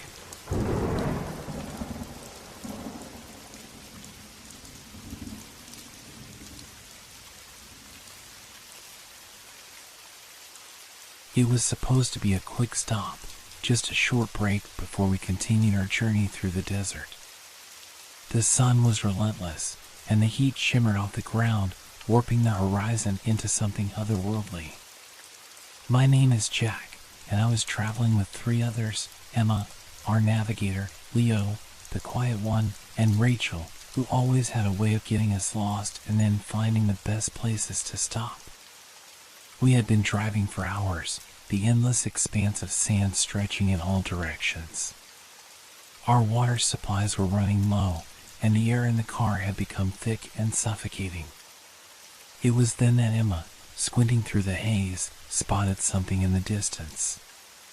"Is that a town?" she asked, her voice sharp with surprise. We all looked in the direction she pointed. A small cluster of buildings loomed ahead, barely visible through the heat waves. It didn't make sense. There was nothing here. No sign of life. No roads. Just sand for as far as the eye could see. But there it was, a ghostly outline of what appeared to be an abandoned settlement. "Maybe it's just a mirage," Leo muttered, his face pale and drawn from the heat. "Let's not waste time." But Rachel, ever the curious one, was already pulling at the door handle. "We should check it out," she said with a grin. "What's the worst that could happen?" And just like that, we were out of the car and stepping onto the hot, cracked earth. The town seemed even stranger up close. The buildings were old, some of them crumbling, their wooden planks warped by years of exposure to the elements. But the oddest part of all was the silence. There were no animals, no wind, no sounds of nature at all. Just a stillness that seemed to settle in the air around us, thick and heavy. I felt uneasy immediately, but I brushed it off. It was probably nothing, just an old, forgotten town that had been abandoned for years. Still, a knot of tension began to form in my stomach as I looked around. There was something wrong about this place, something that I couldn't quite put my finger on. "We should stay close," I said, my voice low, even though I wasn't sure why. Emma nodded, but Rachel was already moving toward the first building. Her footsteps were too loud in the silence, and I felt my nerves start to fray as she approached the door. The door creaked open slowly, as if it hadn't been disturbed in years. We hesitated for a moment before following her inside, the darkness of the building swallowing us whole. The air inside was cooler, but thick with dust. We stepped forward carefully, our shoes kicking up a cloud of dirt as we moved. The interior was what you'd expect of a town long abandoned, old furniture covered in sheets, shattered windows, and empty rooms. But then, something caught my eye. From the corner of the room, through a broken window, I saw a figure. At first, I thought it was a trick of the light, a shadow cast by the broken glass. But then I saw it move, just a flicker, a shadowy figure stepping behind the window pane. I froze. "Did you see that?" I whispered to Leo, who had come up beside me. "What?" he asked, his voice sharp with impatience. "What are you talking about?" I pointed toward the window. There was something there. A person, or a shape. Leo looked at me for a long moment, then followed my gaze. But the window was empty now, the space inside dark. "I don't see anything," he said, his tone dismissive. "You're just seeing things, Jack." But I wasn't. I knew what I had seen. My heart began to race, and I could feel the sweat pooling on my back, even in the cooler air inside the building. I took a step back, suddenly aware of how tight the air felt around me. Something was wrong. Something wasn't right about this place. "Let's get out of here," I said, my voice unsteady. But Rachel, of course, wasn't listening. She had moved deeper into the building, her silhouette disappearing into the dark hallway. "Rachel," I called, my voice growing louder. "Rachel, come on." But there was no answer. Not even the echo of my own voice. I glanced at Leo and Emma, their faces pale as they followed me toward the door. But just as we reached the threshold, the sound of a door creaking open echoed through the silence behind us. We turned, but there was no one there. Just the sound. The air seemed to tremble with it. I felt the hairs on my neck stand up, and the knot in my stomach twisted tighter. It was then that I realized it wasn't just the building that felt wrong. It was everything. This town, this place, it felt like it was holding its breath, like something was waiting for us to make a move. Something that had been waiting for a long time. I couldn't shake the feeling that we were being watched. And that's when I saw it again, through the broken window, just for a second, figures. Shadows. Not just one, but several. And they were moving like normal people. They were slow, jerky, as if they didn't quite belong to this world. "Get out of here," I yelled, panic rising in my chest. "Now!" But it was too late. The shadows were closing in, and the silence was suffocating. We ran. No questions, no hesitation, just a raw instinct to flee. My heart pounded in my chest as we sprinted back toward the exit, my breath coming in sharp gasps. The town seemed to stretch further and further, the distance between us and the car growing longer with every step. The shadows, those strange, jerky figures, were following us. I could feel their presence, even if I couldn't see them clearly. It was like a weight on the air, a pressure that made it hard to breathe. "Go, go, go!" I shouted, my voice cracking as we approached the door. The door that had creaked open by itself, now standing wide. But there was something wrong about it. It wasn't just the building, it was the whole town, the whole air around us. Emma was ahead of me, her face pale with fear, but she wasn't looking at me. She was staring at the windows, at the figures behind the glass. They were no longer just shadows. I could see them now, moving, swaying slightly in the darkness, their forms almost translucent. They were people. Not anymore. "Jack, don't look!" Emma screamed. "Just run." I didn't need to be told twice. I turned and bolted, my legs pumping faster as I pushed myself harder. But then, something shifted.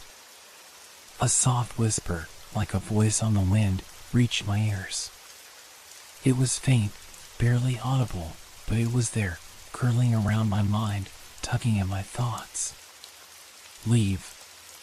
It wasn't like any voice I had ever heard. It wasn't human. It was cold, distant, almost like the wind itself was speaking. I hesitated, my foot catching on something in the sand. I stumbled and fell, scraping my palms against the rough earth. My head spun, and for a moment, everything blurred. When I looked up, the figures were closer. Their shapes were more defined now. I could see their faces, or at least, what had once been faces. Hollow eyes, mouths that didn't move, and skin that hung from their bones like tattered cloth. Their movements were unnaturally slow, as though they were stitched together from fragments of something long dead. "Please, hurry." Rachel's voice reached me, breaking the trance. I pushed myself up and ran again, my legs barely carrying me forward. We reached the car in what felt like an eternity, the weight of the desert air pressing down on us. But just as I reached for the door handle, I stopped. I couldn't help it. I turned back. The town seemed to shimmer in the heat. But it wasn't just the heat, it was something else.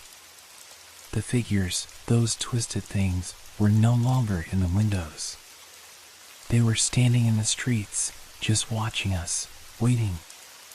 Their hollow eyes locked onto mine, and in that instant, I knew they weren't just shadows, they were something ancient, something that had been waiting for someone to stumble across them. "Jack!" Leo shouted. "Get in the car." I shook myself free from the spell of their gaze and jumped into the car, slamming the door behind me. Rachel was already inside, her face ashen, her hands trembling as she gripped the seat. Emma slammed her foot on the gas, and the car lurched forward, speeding away from the town. For a while, there was nothing but the sound of the engine and the rush of wind through the open windows. But even then, I couldn't shake the feeling that we weren't free. The town seemed to be following us. I glanced out the rearview mirror. At first, I thought I saw nothing but the empty, endless desert behind us. But then, just as we passed a ridge, I saw something. A figure. It was standing at the edge of the town, watching us. It was still. It didn't move. But I knew it had seen us, too. I shuddered and turned my gaze away, trying to ignore the sense of dread creeping up my spine. "We need to leave," I said quietly. "We need to go far, far away from here." But I couldn't shake the nagging thought in the back of my mind, the thought that maybe, just maybe, we hadn't truly escaped. That maybe the ghost town was never really empty, and we were never really alone. As the miles passed, I kept glancing over my shoulder. The figure wasn't there anymore. But the feeling lingered, like a shadow of something far darker, still watching, still waiting.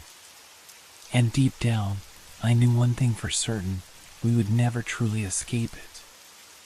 Not while we still remembered. The silence in the car was suffocating. It wasn't the usual quiet that comes with a long road trip or the peaceful stillness of a desert night. No, this was something else. The kind of silence that makes your skin crawl, like something is hanging in the air, just out of sight, waiting for the right moment to make its presence known. I couldn't stop thinking about what I'd seen, what we'd seen. Those figures in the windows, their empty, soulless faces, the way they had moved, or rather, hadn't moved, just standing there, like they were waiting. Waiting for us to come closer. Waiting for us to make the mistake of looking too long. Leo was staring out the window, his expression unreadable. Rachel had her arms crossed, her eyes fixed straight ahead, as if she were trying to convince herself that the nightmare was over. But I could see it in her face. The fear was still there, lurking just beneath the surface. Emma was driving, her knuckles white on the steering wheel. Every now and then, her gaze flickered to the rearview mirror, and I knew she was thinking the same thing I was. Had we really gotten away? Or was the town following us, like some curse we couldn't outrun? I wanted to say something, to break the silence, but the words wouldn't come. What could I say? How do you explain to people that the world we thought we knew might not be as solid as it seems? That there are places where the rules of time and reality don't apply? I wasn't sure I believed it myself. But then, something happened. Something I couldn't ignore. We were driving for what felt like hours, the desert stretching out before us like an endless sea of sand. The sun had begun to set, casting long shadows across the horizon. The landscape was starting to shift, the sparse vegetation turning into larger rocks and occasional cactus groves. We were close to the edge of the desert now, and I thought, maybe, just maybe, we'd left it all behind. That's when Emma slammed on the brakes. The car skidded to a halt, sending a cloud of dust into the air. My seatbelt jerked against my chest, and I nearly hit my head on the dashboard. Rachel gasped, Leo swore under his breath, and Emma's hands were shaking as they gripped the wheel. "What the hell?" Leo barked, his voice tight with panic.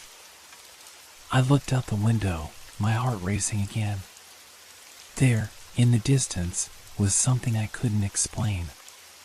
It was the ghost town, but not the way we had left it. This time, it was more than just a silhouette against the horizon. It was closer, much closer. It was as if it had moved, as if it had shifted from the spot we had left it, and now it was creeping toward us like it was alive. The buildings, the streets, the whole place, it looked exactly the same, but somehow wrong. It seemed to pulse with an eerie, unnatural energy, as if it were drawing us in. How is this possible? Emma's voice was barely a whisper, almost drowned out by the sound of my own heartbeat in my ears. "We never left," Rachel muttered, her eyes wide with disbelief. "It's like it's stuck." But that wasn't the worst part. The worst part was what we saw moving in the windows again. The figures were there, but now they weren't just standing still. They were moving slowly, deliberately, as if they knew we were watching, as if they were waiting for us to come back. I could see their shapes more clearly now. One of them stepped forward, its face hollow, its body twisted and jerking at unnatural angles. It turned its head, and for a moment, I swore I could feel its gaze lock onto mine. That same cold, empty stare, like it was seeing straight through me. "Get us out of here!" Leo screamed, his voice rising in panic. Emma didn't need to be told twice. She slammed her foot on the gas again, but this time the car didn't move. The engine sputtered, coughed, and then nothing. It was like the car had been frozen in place. The air felt thick, suffocating. The pressure in the car was unbearable, as if the town itself had a hold on us, pulling us back toward it. We were trapped. I could feel my pulse racing, my breath shallow. I looked around at the others, their faces just as pale as mine, their eyes wide with fear. There was no way out. No escape. "Emma," I whispered, my voice shaking.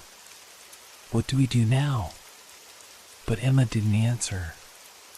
Her hands were trembling on the wheel, her face ashen. She turned the key again, her foot pressing harder on the gas, but still, the car wouldn't move. And that's when we heard it. A low, guttural sound, almost like a growl, coming from outside the car. It echoed in the silence, vibrating in my chest. The ground beneath us seemed to shift, like something enormous was moving just below the surface. "We're not alone," Leo said, his voice barely a whisper. I didn't need him to say it. I could feel it too. The figures were getting closer. They were out of the windows now, standing in the streets, moving toward us with that same unnatural slowness. Their eyes burned through the darkness, hollow and empty, and I could feel them watching. And then, just as quickly as it had stopped, the car roared to life again. Emma's foot slammed on the gas, and we shot forward, tearing through the sand, leaving the ghost town behind. But I knew, deep down, that we weren't free. We were just waiting for the next time the town would find us. We didn't speak for a long time after that. The desert around us felt strangely silent, as though it had swallowed our voices and locked them away. Emma's hands were still gripping the steering wheel, her knuckles so white they almost glowed in the dim light. I glanced at her, but she didn't seem to notice. Her eyes were fixed on the road, staring straight ahead, as if she just kept driving, we'd outrun whatever nightmare we had stumbled into. But no matter how fast we went, it felt like the town was still there, haunting us from behind, just out of reach. The figures in the windows were burned into my mind, their hollow, silent gaze following us, always just on the edge of my vision. I kept looking back over my shoulder, half expecting to see the town rising up again, closer than before, as if it were some dark shadow clinging to us. Rachel was the first to break the silence. "Did anyone else see it?" she asked, her voice trembling. She wasn't looking at us. She was staring out the window, almost as if talking to herself. The way it moved, it wasn't right. It's like it wanted us to come back. None of us answered. The words felt too real, too terrifying to acknowledge out loud. What if she was right? What if the town wasn't just some abandoned place, a relic of the past? What if it was alive? What if it had been waiting all along? I looked at Leo. He was sitting with his arms crossed, his face drawn, but his eyes were still darting around, like he was expecting something to jump out at him from the darkened desert. He met my gaze for a moment, but didn't speak. We didn't need to. The hum of the engine was the only sound, the tires crunching on the loose gravel beneath us, the only thing keeping the terrifying stillness at bay. The world outside the car seemed endless, like we were driving into a void. And yet, I couldn't shake the feeling that we were being followed. Then, it happened again. A flicker in the corner of my eye. A movement. I jerked my head toward the rearview mirror, my heart skipping a beat. At first, I thought I'd imagined it, just a trick of the light, a shadow passing across the road. But no! There was something back there. Something moving. "Emma, stop the car," I said, my voice cracking as I reached for the handle. "Stop the car. Now." She didn't hesitate. Her foot slammed on the brake, and the car skidded to a halt. I could hear the screech of the tires in the heavy silence, and then nothing. Not a sound. Not a breath. I turned around, my pulse racing, trying to make out what I had seen. At first, it was hard to tell. It was too dark, too far away. But then the shadows began to shift, and I saw them. Figures. Moving. There were at least 3, maybe 4 of them. They were standing at the edge of the road, at the very limit of the headlight's reach. And they weren't just standing still like the ones in the windows. No, these were moving, slowly, deliberately, towards us. One of them stepped forward, its outline barely visible in the dark, its shape twisted and unnatural. I couldn't make out any features, just a black void where a face should have been, but the way it moved, there was something wrong about it. Its limbs jerked in strange angles, like they didn't belong. And then, I saw it clearly. It was smiling. Or at least, I thought it was. There was something about the way its mouth twisted that made my stomach turn. It wasn't a smile, exactly, but more like the stretch of a wound, something deep and unnatural. "Get the hell out of here," Leo shouted, his voice high and panicked. Emma didn't wait. Her foot slammed on the gas again, and the car lurched forward. But before we could speed away, I saw something else. A figure in the back seat. It was standing right behind Emma, almost directly in front of me. The cold, hollow eyes burned through the darkness, and its face was pressed so close to the glass that I could see every detail, every twisted feature. I felt it watching me, waiting for me to scream. I froze. My breath caught in my throat, and I could barely move. All I could hear was the sound of my own heartbeat pounding in my ears. "Emma," I gasped, but the words wouldn't come. The thing in the back seat was too close, too real. And then, just as suddenly as it had appeared, the figure vanished. It was gone. Emma swerved the wheel sharply, throwing the car off course for a moment before she regained control. The headlights flashed wildly, and we sped through the desert, faster than before, as if we could outrun whatever had followed us.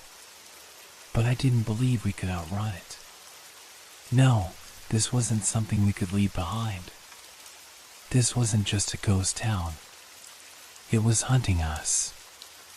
"We have to keep moving," Emma said, her voice strained. "We can't stop. We can't." But I didn't know if there was anywhere we could go to escape it. The town was still out there, and I felt it, creeping ever closer, just beyond the horizon, waiting for us to slip up. And in the back of my mind, I couldn't shake the feeling that something else was following us. Something much worse than the ghost town itself. But that thought was too terrifying to voice. I had to tell myself it wasn't real. It was just the fear, the exhaustion. It had to be. But deep down, I knew the truth.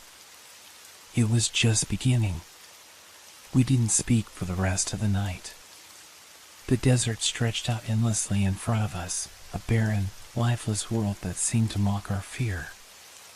The sun was long gone, replaced by a cold, indifferent moon that cast its pale light over the cracked earth.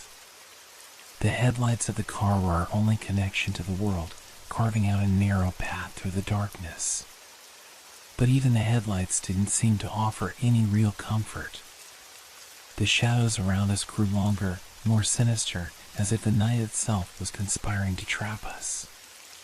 Every now and then, I would glance out the window, half expecting to see something moving in the corner of my vision, some new nightmare creeping up on us. But each time, there was nothing. The emptiness was overwhelming. We didn't know how long we had been driving. Time seemed to stretch and warp in this desolate place. It felt like hours, maybe days, since we had seen the ghost town. But in the back of my mind, I knew it wasn't over. The town hadn't just let us go. It was waiting, watching. It always had been. Finally, Rachel broke the silence. "Do you think we're safe?" Her voice was hoarse, as if she hadn't spoken in days. She turned her eyes toward me, wide with fear. "What if it follows us? What if it never lets us go?" I didn't know how to answer her. There was no comfort in the truth. No way to make this better. We were trapped, and the more we tried to run, the tighter the grip of that place became. The town was never really behind us. It had always been just ahead, waiting for the moment when we'd slip up, when we'd falter, and it would swallow us whole. "I don't know," I said quietly, my voice barely a whisper. I felt the weight of the words, the emptiness in them. But we can't stop. We can't look back. Emma, still driving, didn't respond. Her face was pale, her eyes bloodshot. She looked like she hadn't slept in days. I could see her hands trembling on the wheel, gripping it so tightly I thought her fingers might snap. Her breath came in shallow gasps, her gaze fixed on the road, but I could see the flicker of something dark behind her eyes. She was starting to crack, just like the rest of us. And then it happened. I saw it first, in the rearview mirror. The faintest flicker of movement. A figure. Not just any figure, but the same twisted, broken shape from the ghost town. It was standing on the side of the road, just at the edge of the headlights, watching us. My heart stopped. I couldn't breathe. I turned quickly to look behind us, but there was nothing there. Nothing at all. "Emma, stop the car," I whispered, my voice barely audible. "Please." She didn't hear me at first, or maybe she did, but couldn't bring herself to obey. Her foot slammed harder on the gas, pushing us forward faster, as if sheer speed could outrun the horrors we'd seen. But the thing in the mirror hadn't gone away. I could feel it. It was getting closer. "We can't escape it," I said, my voice cracking. "It's always going to find us." "Don't say that," Rachel snapped, her eyes wide with panic. "Don't you dare say that." But I couldn't stop the words. They felt like a curse that had been building up in me ever since we'd first laid eyes on that town. We had made a mistake. A terrible, irreversible mistake. We had awakened something that shouldn't be disturbed, and now it was following us, hunting us, waiting for the moment we would let our guard down. Leo, who had been silent until now, turned to me, his face drawn and pale. "What do we do? Tell us what we do." I didn't have an answer for him. There was no answer. The desert stretched on forever, an endless expanse of nothingness. There was nowhere to run. No place to hide. The town wasn't just some haunted place, it was alive, and it was coming for us, no matter how far we drove. I looked at Emma. She was shaking her head, as if trying to deny it all, trying to convince herself that everything would be okay. But I could see the truth in her eyes now. She knew it too. The town had gotten under our skin. It had gotten into all of us. I heard a noise behind us, faint at first, but growing louder with every passing second. A sound that didn't belong. A whisper.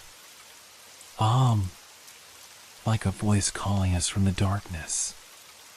It was the figures from the windows. I could hear them now, their voices rising, soft at first, but building in intensity, like a chorus of whispers that grew louder and louder until it felt like the sound was inside my head. "We can't keep running," Leo said, his voice low and almost resigned. "We need to face it. Whatever it is, whatever's out there." I wanted to argue. I wanted to tell him that there was no facing it, that we were just too far gone. But I couldn't. Not anymore. The fear had seeped into my bones, and now there was nothing left to do but accept it. And then, as if the universe itself had decided to grant us one final moment of respite, the car lurched to a stop. The engine sputtered, coughed, and then died. We were stranded. The silence that followed was suffocating. My breath caught in my throat. I could feel the weight of everything pressing down on us, the darkness closing in. I glanced out the windows, half expecting to see the ghost town rising up behind us, its twisted figures crowding on us. But it wasn't there. Not yet. And that's when I realized the truth. We had never truly left the ghost town. It had never been just a place. It was a part of us now, woven into our very souls. It had followed us, but it was also within us. The town wasn't just a place. It was a curse. A living, breathing thing that had claimed us all. We were never meant to leave. We were never meant to escape. The figures were already moving toward us, their twisted shapes visible in the distance. I could hear their steps now, slow, deliberate, echoing through the stillness of the desert. And in that moment, I knew we had already lost. There was no escape. No salvation. Only the endless, suffocating darkness of the ghost town closing on us from every side. And then everything went black.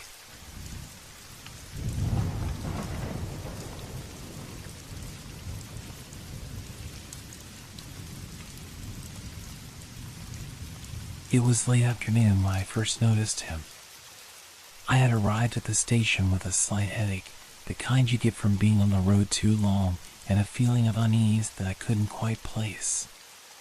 The station was fairly empty, save for a few commuters rushing to catch their trains, their hurried footsteps echoing off the cold marble floors. The air was stale, mixed with the scent of coffee from a nearby kiosk and the faint smell of diesel from the trains outside. I had been sitting on one of the old wooden benches, nursing a cup of lukewarm coffee, when I saw him, an elderly man, his face wrinkled with age and time, but his eyes were sharp. He was dressed in an old brown overcoat, the kind you might expect to see in old photographs, his hands clasped tightly around a leather-bound book. He shuffled slowly toward me, his steps deliberate, as though he had all the time in the world. I wasn't sure why he approached me. Maybe it was my appearance, or perhaps there was something in the way I sat, alone and detached, that made me an easy target for his conversation. He stopped in front of me, his presence almost too quiet, as if the world around him had dimmed to make room for him. "Excuse me," he said, his voice a soft rasp. "I couldn't help but notice you sitting here alone. It's a curious thing, being alone in such a place." I looked up from my coffee, unsure of what to say. I wasn't used to strangers speaking to me, especially not in such a direct manner. His gaze held mine, steady and unblinking, as if waiting for me to respond. I guess I am alone," I stammered, trying to sound polite. "It's nothing unusual." The man nodded slowly, his eyes never leaving mine. "Yes, nothing unusual. But sometimes we find ourselves in places that are far from ordinary, don't we? Places that pull us in without us even realizing it." He paused, glancing briefly at the book in his hands before meeting my gaze again. "Like this station." I frowned slightly, not understanding what he meant. It was just a station, after all, nothing more than a stop along the way. But there was something in his words, something unsettling in his tone, that made me pause. It wasn't fear, exactly, but a strange sense of curiosity mixed with unease. "I'm not sure I follow you," I said, trying to keep my voice casual. The man smiled then, a slow, knowing smile that seemed to stretch across his face. "Don't worry." "You will," he said cryptically. Before I could respond, he gently placed the leather-bound book on the bench next to me. The weight of it seemed heavier than it should have been, almost as if the book were filled with something more than just paper and ink. "I have to go now," the man said suddenly, his voice softer than before. "But take this. You'll find it useful." I opened my mouth to protest, to ask him what he meant, but by the time I looked back up, he was already gone. Vanished into the crowd without a sound, as though the station had swallowed him whole. I stared at the book in front of me. The leather was worn, its surface cracked in places, as though it had been handled 1,000 times. The pages inside were yellowed with age, the words written in a language I didn't recognize. The book exuded an air of mystery, a strange heaviness that made my fingers tremble as I reached for it. The oddest part? The moment I touched it, I felt a chill run down my spine. It was as though something invisible, something ancient, was attached to it. I pulled my hand back, my heart racing. There was no explanation for it, no logical reason for why I felt so uneasy. But I knew, deep down, that this book was not just a simple gift. I looked around the station, half expecting the old man to be standing behind me, watching, but the platform was empty. Only the dull hum of the overhead lights and the sound of distant trains filled the space. I was alone again. But now, something had changed. The air seemed heavier, thicker, as though the station itself was holding its breath. And the book, with its weight and its strange, silent pull, had become my only connection to whatever strange force had just brushed against me. I picked it up, my fingers still trembling, and started to flip through the pages. The words were indecipherable, but something about them seemed alive. The letters moved on the page, swirling and shifting, just beyond my understanding. I had to leave. This place, the book, the man, I didn't know what it all meant, but I had the overwhelming feeling that I was not supposed to be involved. It was like a thread had been pulled, and now I couldn't stop it from unraveling. With one last glance at the empty platform, I stood up, the book clutched tightly in my hands, and walked toward the exit. But as I stepped out into the cool evening air, I couldn't shake the feeling that something was waiting for me, something connected to the book, to the man, and to the strange encounter that had just changed everything. And though the station seemed to fade behind me, I could not help but wonder, would I ever escape its pull? Or had I already become a part of it, whether I wanted to be or not? I had always loved the quiet of train stations. The rhythmic sound of wheels on tracks, the soft murmur of distant conversations, and the constant flow of travelers coming and going. It felt like a place in between, neither fully here nor there. The hustle of people moving in and out of the station, each of them with their own story, their own destination, left me with a feeling of disconnectedness. Sometimes, it was peaceful to just be a part of the background, watching as others passed by without noticing you. That evening, the station was unusually crowded.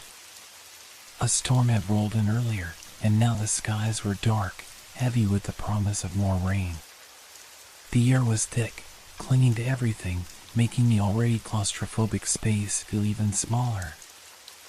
I had a few hours to kill before my train arrived, and so I settled into one of the worn benches near the platform. The smell of damp clothes and stale coffee filled the air. The flickering lights overhead only added to the unsettling atmosphere. I don't know why I noticed him at first. He didn't stand out among the crowd. But there was something about the old man that caught my attention. He was sitting across from me on the other side of the platform, wearing a faded tweed coat, a weathered hat pulled low over his forehead. He sat motionless, his hands resting on a small leather bag beside him, his eyes fixed somewhere far off in the distance. For a moment, I wondered if he was lost or just waiting for someone. The station was full of such faces, strangers, each with their own reasons for being here. But this old man, something about him felt different. His stillness was unnatural. I couldn't look away. He noticed me staring after a while, and for a brief second, our eyes met. There was something unsettling in his gaze, a quiet intensity, like he could see right through me. I quickly looked down at my watch, trying to distract myself. But I couldn't shake the feeling that he was watching me, even as I tried to avoid him. Suddenly, he stood up, his movements slow, deliberate. He adjusted his coat, took his bag, and walked over to me without a word. I could hear the shuffle of his shoes against the floor, the soft scrape of his cane as it tapped along the tile. The sound was oddly loud in the otherwise quiet station. When he reached me, he didn't speak immediately. Instead, he stood there, studying me, as though measuring something. The old man's face was lined with age, but there was a sharpness in his eyes, a clarity that belied his years. I felt a chill run down my spine, but I tried to remain calm. Perhaps he just wanted to ask for directions, or maybe he had noticed the same unsettling quiet that I had. "Pardon me," he said after a long pause, his voice soft but clear. "May I sit for a moment?" I nodded, unsure of what else to do. He lowered himself slowly onto the bench next to mine, his body creaking with the effort. For a while, neither of us spoke. The only sound between us was the faint hum of the overhead lights and the occasional announcement over the station's loudspeakers. Finally, he turned to me, a strange smile tugging at the corners of his lips. It wasn't a comforting smile, but one that held something I couldn't quite place, an odd mix of knowing and mystery. "You're waiting for something, aren't you?" he asked, his voice more a statement than a question. I felt a knot form in my stomach. There was no reason for him to ask that. I had only mentioned my train ticket to the clerk when I had arrived, but I hadn't said anything to anyone else. I'm just passing through," I replied, trying to keep my voice steady. "Waiting for my train." He nodded as if he already knew that. His gaze lingered on me for a moment longer than necessary, his eyes seemingly searching for something within me. It made me uncomfortable, but I didn't want to seem rude. "The journey is long," he said after another pause. "But sometimes it's not the destination that matters, is it?" I wasn't sure what he meant. I shifted uncomfortably, glancing toward the clock. The hands moved slowly, as if time itself had taken on a different rhythm in this place. It felt as if the seconds dragged on forever, stretching into something deeper, more timeless. The old man's words hung in the air, heavy with meaning, but I couldn't quite grasp it. "What do you mean?" I asked, my voice low. He smiled again, this time with more warmth. But it wasn't enough to ease the unease creeping up my spine. "You'll understand soon enough," he said, his eyes gleaming as if he held a secret. "Everything has a purpose, even the most ordinary encounters. Especially the ones that seem unimportant." Before I could ask him what he meant, he reached into his bag and pulled out a small, worn book. The cover was leather, faded with age, and there was no title on it. It looked like something ancient, like it had been passed through many hands over the years. He placed it gently on the bench between us. "This is for you," he said simply, his voice quieter now, almost a whisper. "It will help you understand." I reached for the book instinctively, my fingers brushing against the smooth leather. But as I touched it, I felt a strange warmth emanating from it, as if the book were alive in some way. I froze, staring at it in confusion. When I looked up again, the old man was gone. He had vanished into the crowd, blending into the bustling station as though he had never been there at all. The book sat on the bench in front of me, still warm to the touch. My heart raced as I glanced around, but there was no sign of him. The station was the same as it had been before, filled with the hum of voices and the shuffle of footsteps, all moving in a rhythm that seemed to mock the stillness I had just witnessed. I picked up the book, the weight of it strange in my hands. Something about it felt wrong, as though I had just crossed a boundary I didn't fully understand. The station, once familiar, suddenly felt foreign. It wasn't just a place of travel anymore. It was a place of waiting. And now, I was part of that waiting. Something had changed, and I didn't know what it was or what it meant. But I had a feeling I was about to find out. I couldn't put the book down. The leather cover, though aged, seemed almost alive under my fingers, as if it were urging me to open it. But something inside me hesitated. There was no title, no indication of what it contained. It was just an ordinary book, except it wasn't. It felt like an invitation. An invitation to something I wasn't sure I was ready for. The sounds of the station faded into the background as I turned the book over in my hands. My train was still a while away, but I couldn't shake the feeling that I was no longer alone in the station. I glanced around, half expecting to see the old man somewhere among the crowds, but there was no sign of him. No trace. Just the usual bustle of travelers and commuters. I took a deep breath and, against my better judgment, opened the book. The pages were yellowed, each one brittle with age, but the ink was still dark, sharp. The first page was empty. But the second page, it was filled with writing, a strange, flowing script I couldn't quite recognize. It looked almost like a mix of symbols, some familiar, others alien. I frowned, scanning the page, trying to make sense of it. There was something hypnotic about the way the words seemed to dance on the paper, as if they were trying to communicate something beyond language. I turned the page. More symbols. More strange text. But this time, there was something different, something that felt different.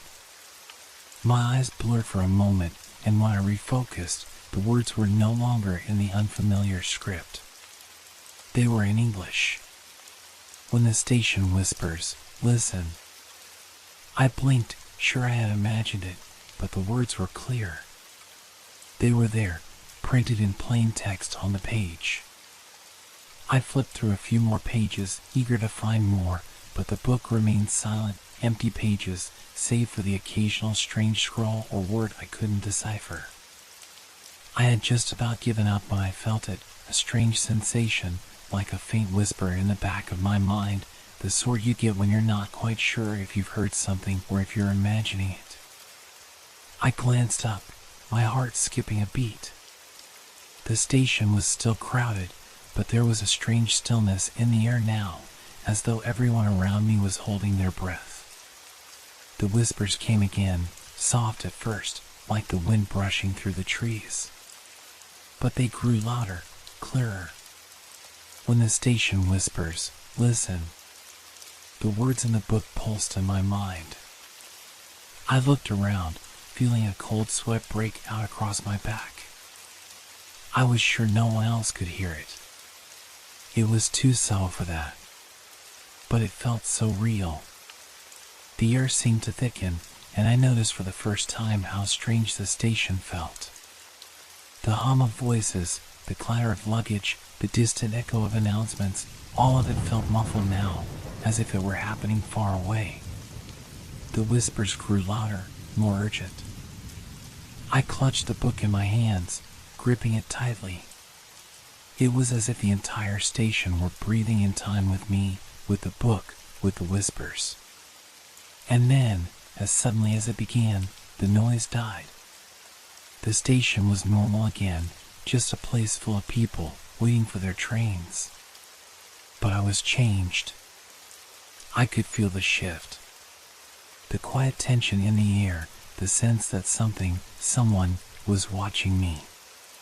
The old man had warned me, in a way. He had known this would happen. I glanced down at the book again, and this time, the next page wasn't blank. There was a single sentence, written in a shaky hand. You will find what you seek, but be careful. The station does not forget. The words sent a chill through me. What was I seeking? And what did it mean that the station didn't forget? I looked around again, half expecting to see someone watching me, but no one seemed out of place. It was just the normal crowd, moving about their business. But then, I noticed something odd. There was a man standing across the platform, leaning against a pillar.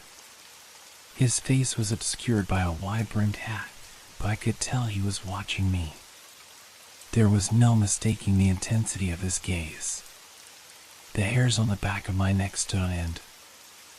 I felt the pull of his stare, as if he was waiting for something. I looked away quickly, trying to convince myself I was being paranoid. But when I glanced back a moment later, the man was gone. Disappeared. Just like the old man. I stood up, the book pressed tightly to my chest. Something was wrong. The station, which had always been a place of familiarity, felt foreign now. Unsafe. There was a new weight to the air, something pressing in from all sides. The train would arrive soon, but I wasn't sure if I wanted to board it anymore. Every instinct in me told me to leave, to escape before whatever it was that was happening could reach me. But the book in my hands felt like a tether, pulling me deeper into this strange reality I couldn't understand. And then I heard it again. A whisper, this time louder and more insistent. Listen. I froze, my breath caught in my throat. The station had gone silent once more, and in that silence, the whisper seemed to grow, surrounding me. The station remembers. It was no longer a voice I could ignore. It was a presence, something ancient and vast, pressing on all sides. My heart pounded in my chest as I turned and looked for the source of the voice. But there was no one there. Only the book. Only the whispers. And only the station. I realized with a sudden shock that I had been waiting for something all along. But now that it was here, I wasn't sure if I was ready for it. I felt a deep unease settle in my stomach. The whispers echoed louder in my mind, each one becoming more distinct. It wasn't just a sound, it was like a message, a warning that I couldn't quite grasp. The book pulsed in my hands, as though it were alive, beckoning me to open it once again. I hesitated for only a moment before my fingers, almost against my will, turned the pages. The whispers intensified, vibrating in my chest, urging me to read. The page before me was filled with new text, written in the same eerie script. But as my eyes traced the words, they shifted again, changing into English. The meaning was unmistakable. The train is waiting for you. It will take you where you need to go. I froze, my blood turning cold. What did that mean? What was this train I had to catch? And more importantly, where was it taking me? I looked around, panic creeping in. The station felt more oppressive now, the shadows deeper, the faces around me blurred and distant. I couldn't shake the feeling that everything was closing in, as though the station was no longer just a place of transit, but something else entirely. It was a crossroads, a liminal space where time and reality were starting to bend. I turned to find a clock on the wall, but it was broken.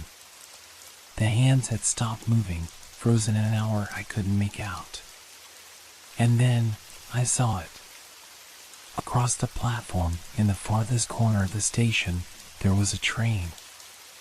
I hadn't noticed it before. It wasn't listed on any of the departure boards, and there were no announcements about it. The train sat there, still and waiting, a dark silhouette against the dim light. There was something unsettling about it, the way the fog seemed to cling to its edges, the way the platform around it seemed to warp, like a mirage. The whispers grew louder, urging me to move toward it.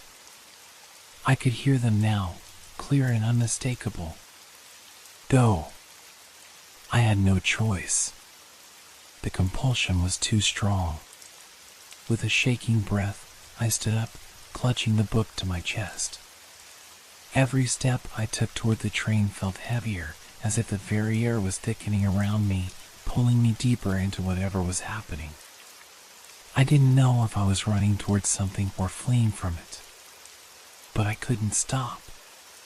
The book was still in my hands, like a key I had no right to possess. I reached the train just as the doors opened, not with the hiss of air that one might expect, but with an unsettling silence. The darkness inside seemed to stretch endlessly, as though it were swallowing the light. A single figure stood in the doorway, their face obscured by shadows. It was the old man. I barely recognized him in the dim light, but I knew it was him. He smiled at me, that same mysterious, knowing smile, his eyes glinting with some secret he had yet to share. "Are you ready?" he asked, his voice strangely calm amidst the chaos of my racing thoughts. I nodded, though I couldn't form words. What could I say? I didn't know what I was ready for. But the book was in my hands, the whispers still in my mind, and the train was there, waiting to take me somewhere I couldn't understand. The doors closed behind me, and the train began to move, slowly at first, then faster, faster, until it seemed to be moving at an impossible speed. The station, the people, the world outside disappeared into darkness. There was no turning back now. As the train sped through the night, I looked around. The compartment was empty, save for me and the old man. He sat across from me, his eyes never leaving mine. "Everything is connected," he said quietly. "The station, the train, the book. You've been called here for a reason, and now you must decide whether you're ready to accept it." I didn't understand what he meant, but the words felt true. The station didn't forget. It was always watching, waiting. I had come here, to this strange, timeless place, and now it had me. The train continued to move through the darkness, the only sound the steady rhythm of the wheels on the tracks. I felt my heart race, knowing that something was waiting for me at the end of this journey. But what? The silence grew heavy, pressing in on me. I glanced down at the book, still clutched in my hands. Its pages were turning on their own now, as if driven by some invisible force. I tried to stop it, but my fingers wouldn't obey. The book opened to a new page. The words were clear this time. "There is no escape." And with those words, I realized the truth. The station, the train, the book, they weren't just parts of the world I had known. They were a part of something much larger, something beyond my understanding. I had been marked. And now, the only thing left was to finish this journey. The train lurched forward, and I felt a sharp, cold breath on the back of my neck. Something was in the dark with me. Something that had been waiting for a very long time. The doors of the train opened, revealing nothing but blackness beyond. The old man stood, nodding at me one last time before stepping out into the void. I was alone, and the whispers continued.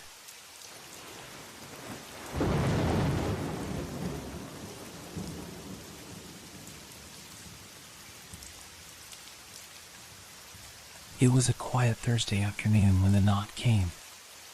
A sharp, rhythmic sound that echoed through the silence of the house. I had been sitting by the window, the only light in the room coming from the dull glow of the late autumn sun filtering through the curtains. The day had been uneventful, as most days had been lately. The stillness of the house, the emptiness of the rooms, weighed on me. I had grown used to the silence, though I could never quite shake the feeling that something was off. I got from my chair and moved toward the door, the floor creaking beneath my feet. I was not expecting anyone, and no one ever visited me anymore. Not since the funeral. A deep, involuntary shiver ran through me at the thought. When I opened the door, there was no one standing on the porch. Only a small package, neatly wrapped in brown paper, placed carefully at my feet. My heart skipped a beat. I looked around, but there was no one in sight. The street outside was empty, and the air felt unnaturally still, as though the world had paused. I bent down and picked up the package, its weight surprising me. The paper was old, yellowed with age, and the string tying it was frayed. I couldn't recall ever receiving anything like it before. There was no return address, no name, nothing to indicate who had left it for me. I closed the door and carried the package inside, my fingers trembling as I untied the string. As I peeled away the paper, I found a letter, its edges worn, as though it had been handled many times before. My breath caught in my throat as I read the name written in elegant, flowing script on the envelope. "From your late father." I froze. My mind scrambled, trying to make sense of what I was seeing. My father had died 10 years ago. There was no possible way. I ripped open the envelope and unfolded the letter inside. It was written in my father's handwriting, his distinct, uneven script, just as I remembered it. The words, though, were strange. They didn't feel like something he would have written. I know you think I'm gone, but I am not. I am still watching. You must remember the promise. Find what I left behind. The room seemed to close in on me, the air suddenly thick, suffocating. I stared at the letter, feeling my heart race. It couldn't be real. This had to be some sick joke. But why would anyone go through such lengths to trick me? The handwriting, the paper, everything about it seemed so authentic. But how could this be possible? I heard a sound from the hallway, soft, almost imperceptible, like a shuffle of footsteps. I turned quickly, my pulse pounding in my ears, but there was nothing. Just the empty corridor stretching toward the darkened kitchen. I tried to dismiss the thought, but I couldn't shake the feeling that something was off. I felt eyes on me, watching from the shadows. I couldn't explain it, but I could almost sense a presence in the house, a familiar, lingering presence, one I thought was long gone. With shaking hands, I folded the letter back into the envelope and set it aside. I needed to think, to make sense of what was happening. But before I could do anything, there was another knock at the door, this one louder, more insistent.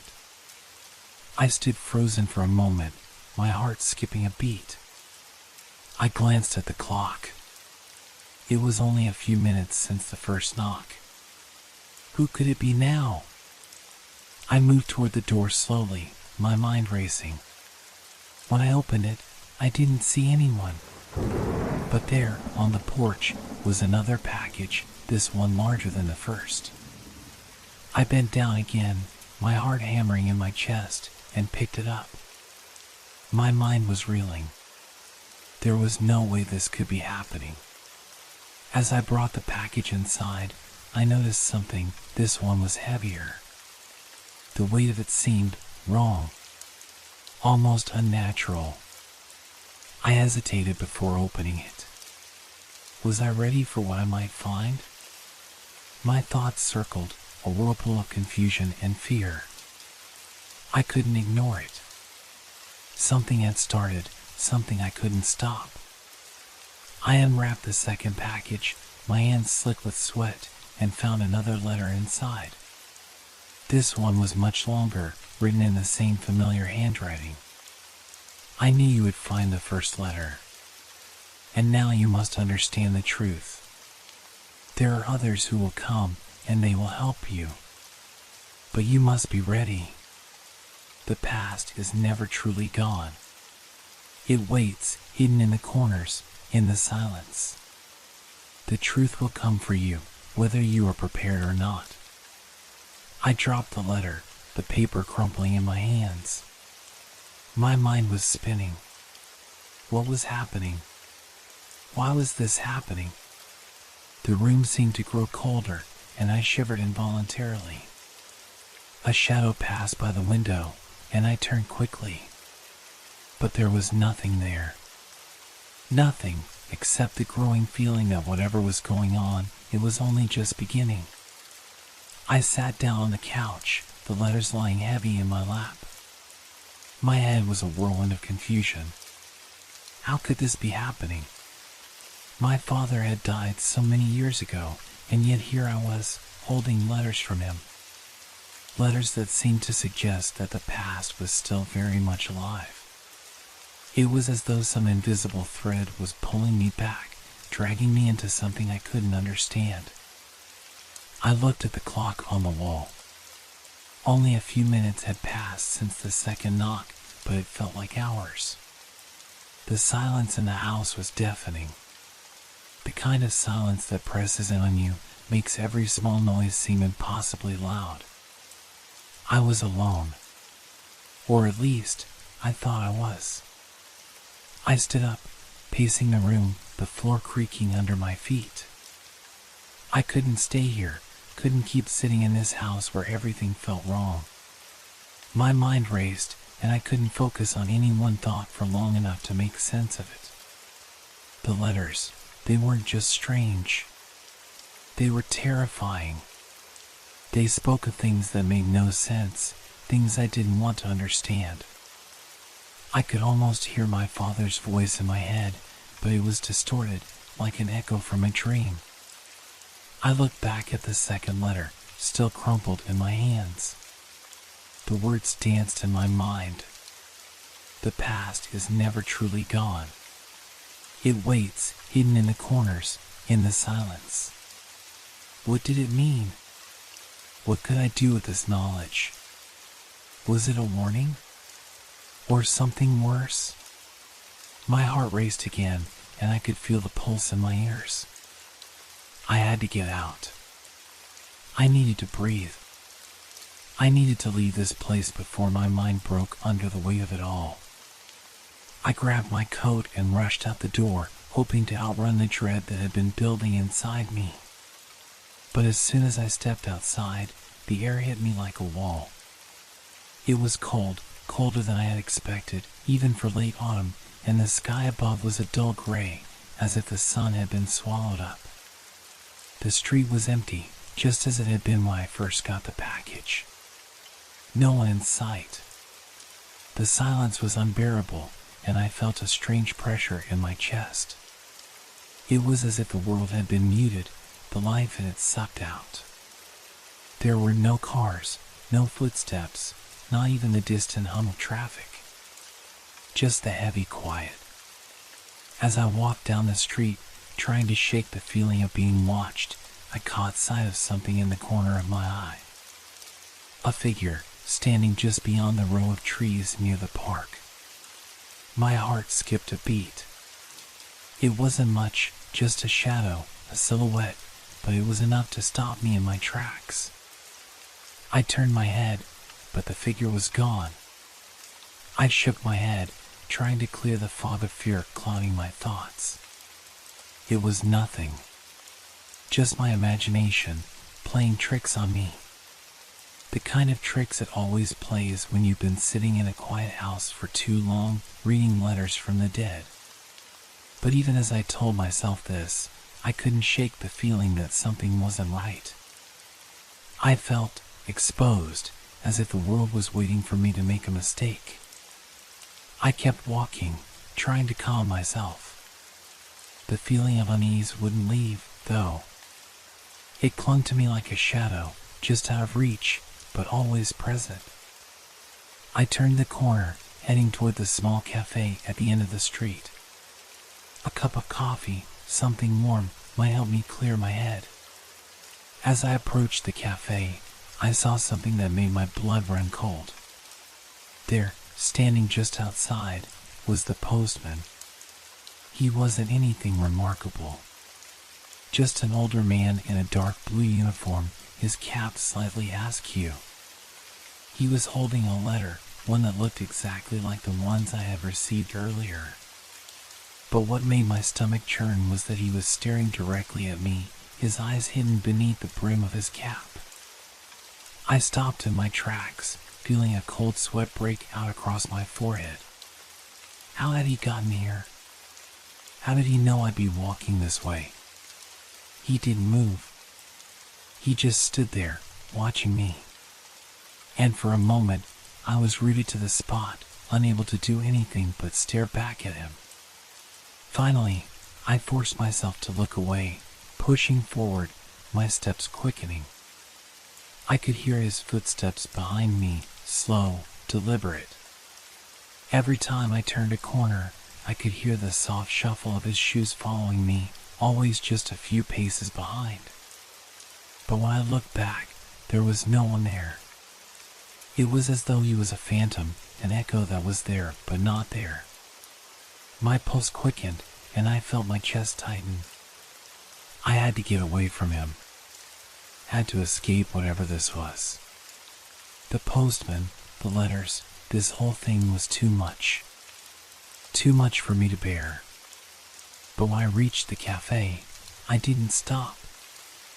I kept walking, moving faster now, the streets growing emptier the farther I went. Until finally, I found myself in the park, standing alone in the center, surrounded by tall, leafless trees. And then, I heard something I had been dreading. A voice. It was quiet at first, barely a whisper, but it grew louder, clearer. The words were strange, distant, like they were coming from somewhere far away, maybe from the trees or the air itself. You're not supposed to be here. I froze. The voice came again, louder this time, filled with a sense of urgency. Leave now, or it will be too late. I looked around, but I saw no one. Only the shadows of the trees stretching long across the ground. The wind picked up, the branches above creaking in the chill.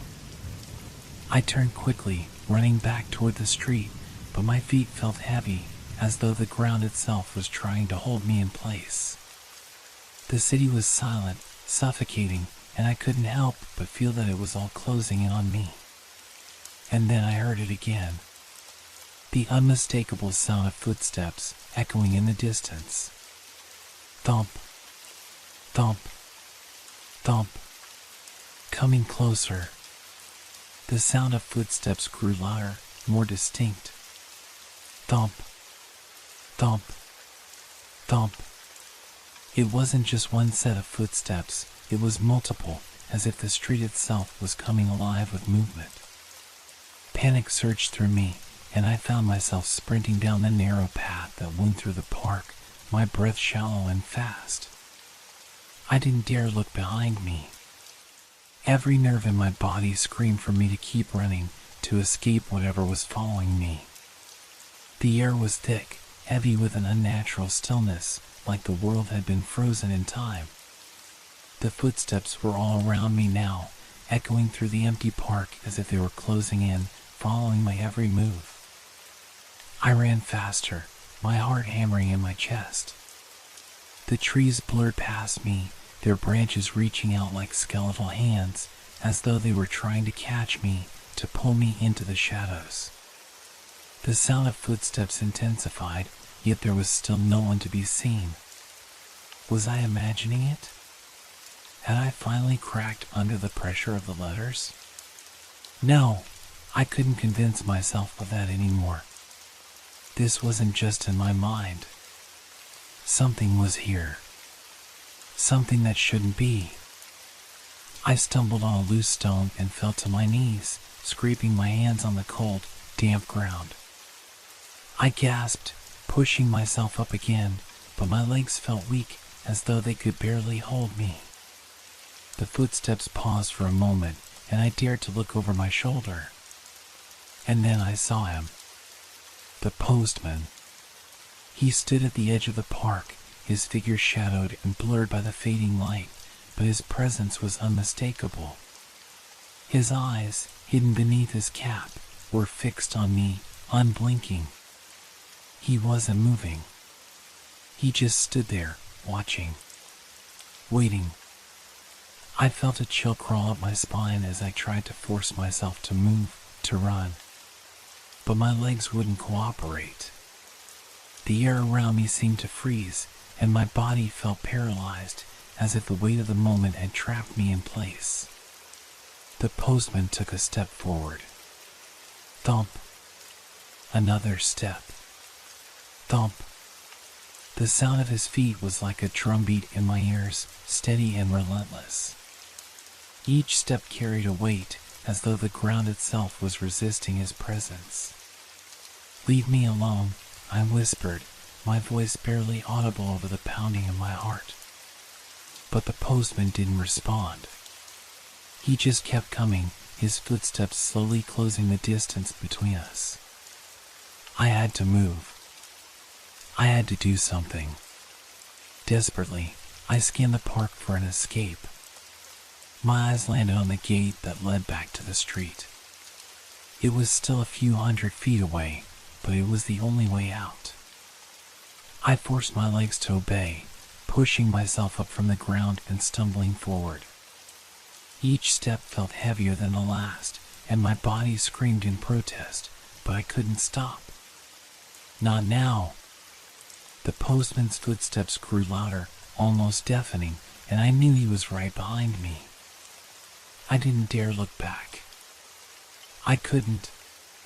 If I did, I fear I would see something worse than his shadowy form. I had to reach the gate. I had to get out. But the closer I got to the gate, the slower I felt. My legs were like lead, dragging me down. The sound of the postman's footsteps became a rhythm that matched my heartbeat. Thump, thump, thump. I reached the gate. My hand shot out, trembling as I grasped the cold metal. But as soon as I touched it, the gate slammed shut with a loud bang. I jumped back, gasping. The air around me grew thick, heavy with an overwhelming sense of dread. It wasn't just the postman. Something else was here. Something far worse. I turned slowly, and there, standing in front of me, was the postman. But he wasn't just a man anymore. His figure had changed, warped into something unrecognizable. His face was an empty mask, featureless and smooth, with hollow eyes that stared into me, through me. His hands, once holding letters, were now long, skeletal claws, reaching for me. "No," I whispered, backing away. "This isn't real. This can't be real." But it was real. I could feel it in the very marrow of my bones. The air, the cold, the suffocating pressure, it was all real. The postman took another step forward, his mouth opening, though no sound came from it. Instead, a voice, my father's voice, filled the air around me, faint but unmistakable. "You should have never opened the first letter. Now you will have to pay the price." I shook my head, the words seeping into my mind like poison. I had been warned, hadn't I? The truth, the things I wasn't meant to understand, were slowly unraveling before me, revealing a nightmare I couldn't escape. The ground beneath me seemed to tremble, as if something ancient was stirring beneath my feet. The air grew colder, the shadows deepened, and the postman's twisted figure loomed closer. His eyes never blinked, never moved from their steady, unblinking gaze. I couldn't breathe. The letters. My father. The postman. They were all part of this curse. A curse that was now mine to bear. I turned and ran, the gate still closed behind me. I had no plan, no direction, only the desperate urge to get away from him, from whatever was happening to me. But I could hear him still. The sound of footsteps, unceasing. Thump, thump, thump. He was following me. Always following me. And the worst part? I could feel him getting closer. My breath came in ragged gasps, each step heavier than the last. The streets blurred before me as I ran, the flickering lights of the town casting long shadows that twisted and stretched like dark fingers reaching for me. I didn't dare look back.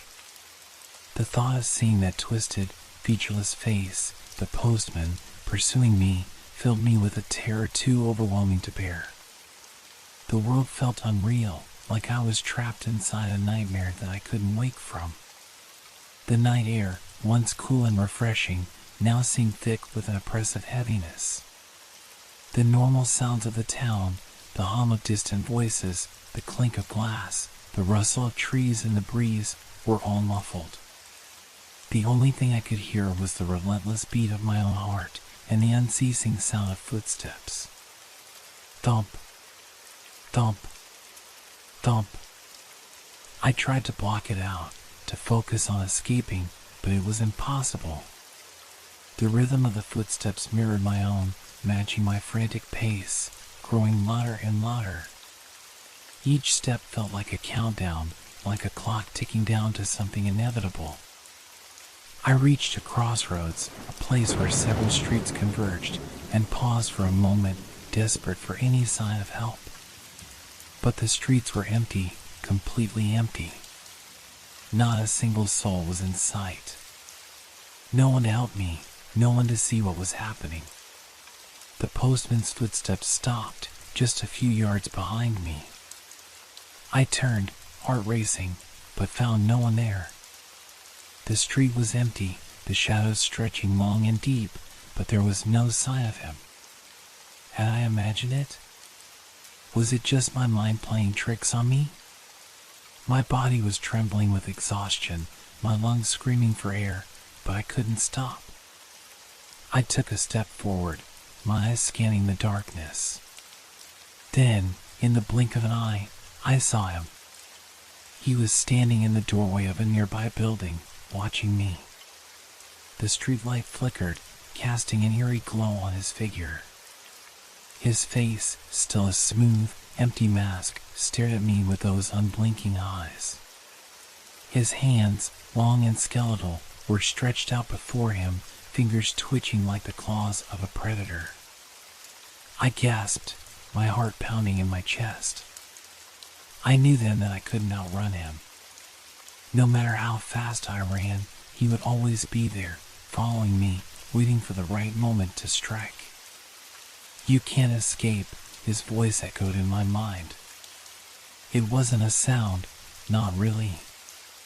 It was as though the words had come from inside me, whispering in my ear. "The letters have sealed your fate." I staggered backward, my eyes wide with horror. The memories of the letters flooded back, each one arriving like a hammer strike, each one carrying a message from someone I thought was gone. Each one dragging me deeper into this nightmare. But what did it all mean? Why me? Why now? I had to get away. I had to find a way out. I turned and ran again, not even thinking, just moving on instinct. The postman followed, his footsteps picking up speed, becoming a thundering roar that drowned out everything else. I could feel him gaining on me, his presence growing heavier, more suffocating with each passing second. I couldn't breathe. I couldn't think. I could only run. My legs felt like lead, my body growing weaker by the second. The distance between us was closing, and I knew that soon, very soon, he would catch me. Then, through the haze of panic, I saw it. A small alleyway, barely wide enough for me to slip through. It was my only chance. I turned sharply and dove into the narrow space, pushing my body through the tight gap. The walls scraped against my skin as I squeezed through, my breath coming in desperate gasps. I heard the postman's footsteps just behind me, but I didn't look back. I couldn't afford to. The alleyway twisted and turned, but I kept running, praying it would lead me somewhere safe. The sound of footsteps was still there, still haunting me, but now it was distant. Farther away, like the postman was slowing down or losing track of me. I slowed to a stop, panting, and pressed my back against the cold, damp wall of the alley. The world around me was silent, the footsteps gone, and I dared to take a breath. Maybe I had escaped. Maybe I was finally safe. But then I heard it. A rustling noise, faint at first, but growing louder, closer. It was the sound of paper. A letter being opened. I froze. The sound was coming from just a few feet away. I turned slowly, dread creeping into my chest, and saw him. The postman. He was standing at the end of the alley, holding a letter in his hand, his eyes still fixed on me, unblinking. The envelope was old, yellowed with age, but the handwriting was unmistakable. My name, written in a script I had seen before on every letter that had arrived at my door. "No," I whispered, my voice barely audible. "No more. I can't." He stepped forward, his skeletal hands extending, offering me the letter.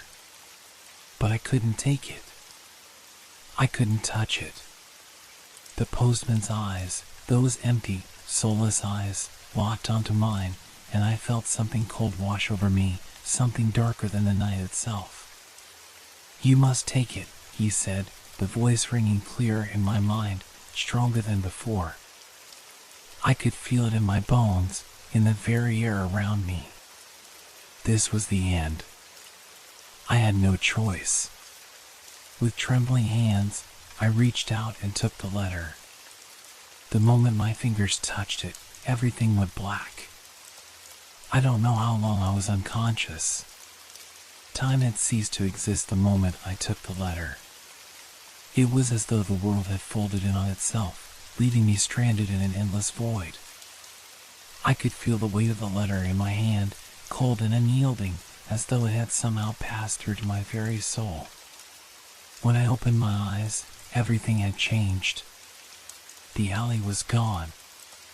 The cold stone walls, the narrow path, the flickering streetlights, they were all replaced by darkness, a suffocating blackness that pressed in from all sides. I tried to move, but I was rooted to the spot, my body frozen. My heart hammered in my chest, and the only sound was the faint rustle of paper in my hand. I looked down at the letter. Its surface was smooth, unmarked by age, despite the fact that it had come from a time long gone. The handwriting, once familiar and comforting, now looked like a foreign language, the letters twisting and warping before my eyes. Suddenly, the silence shattered. A voice, cold and distant, echoed through the darkness. It was familiar. I recognized it, but I couldn't place it. The voice of someone I had lost long ago. "Why did you take it?" The words hung in the air, heavy with a sense of accusation. My mind raced, panic setting in. I wanted to answer, to scream, but no sound escaped my lips. "Why did you open it?" the voice demanded again, closer now, as though it was right beside me. I looked around, but saw nothing. The darkness was absolute, consuming everything. I tried to move, to run, but my legs wouldn't obey. I was trapped, suspended in this place that didn't belong to the world I knew. The paper in my hand rustled once more. I looked at it again, this time noticing something I hadn't before.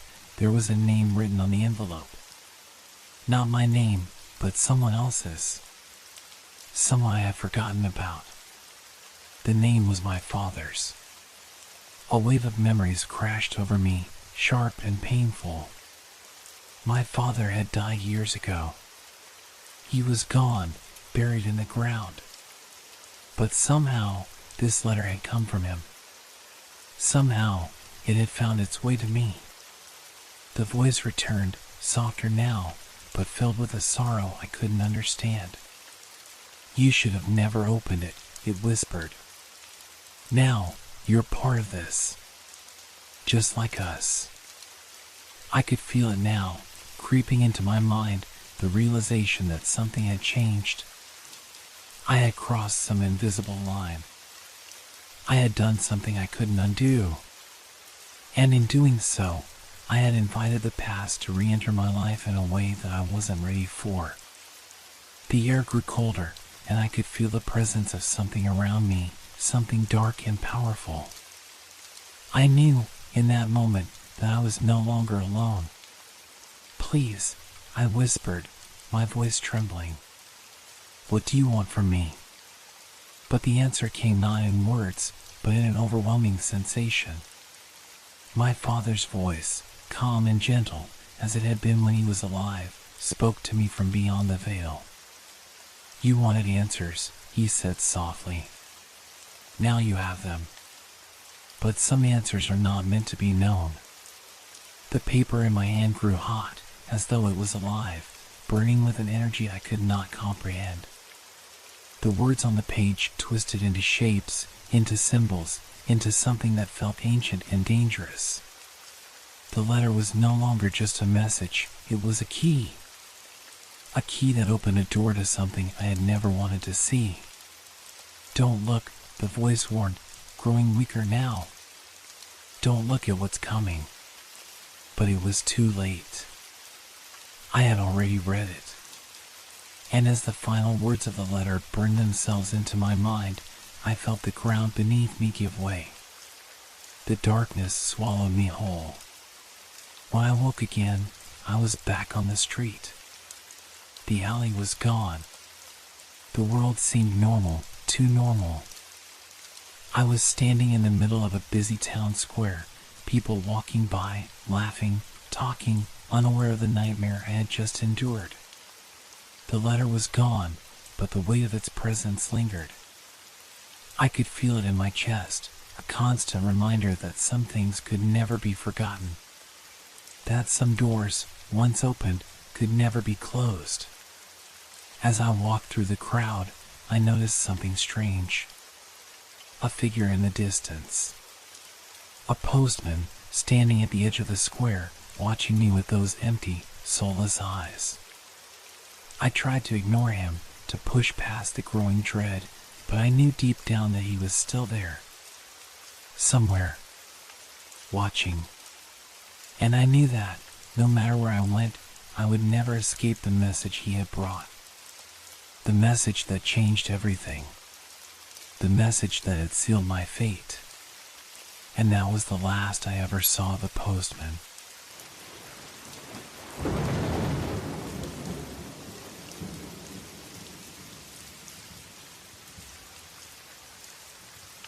Thank you for making our stories part of your relaxation time. We hope they brought you a sense of peace and transported you to a world of fantasy and mystery. If you enjoyed the stories, feel free to leave us a review. Your feedback inspires us and helps us make the content even better. Now, unwind to the calming sounds of rain and thunderstorms, which will continue to set a tranquil mood. Let these sounds carry you gently into the realm of dreams. Don't forget to like our page if you haven't yet. Wishing you a restful night's sleep. Relax, rest well, and good night.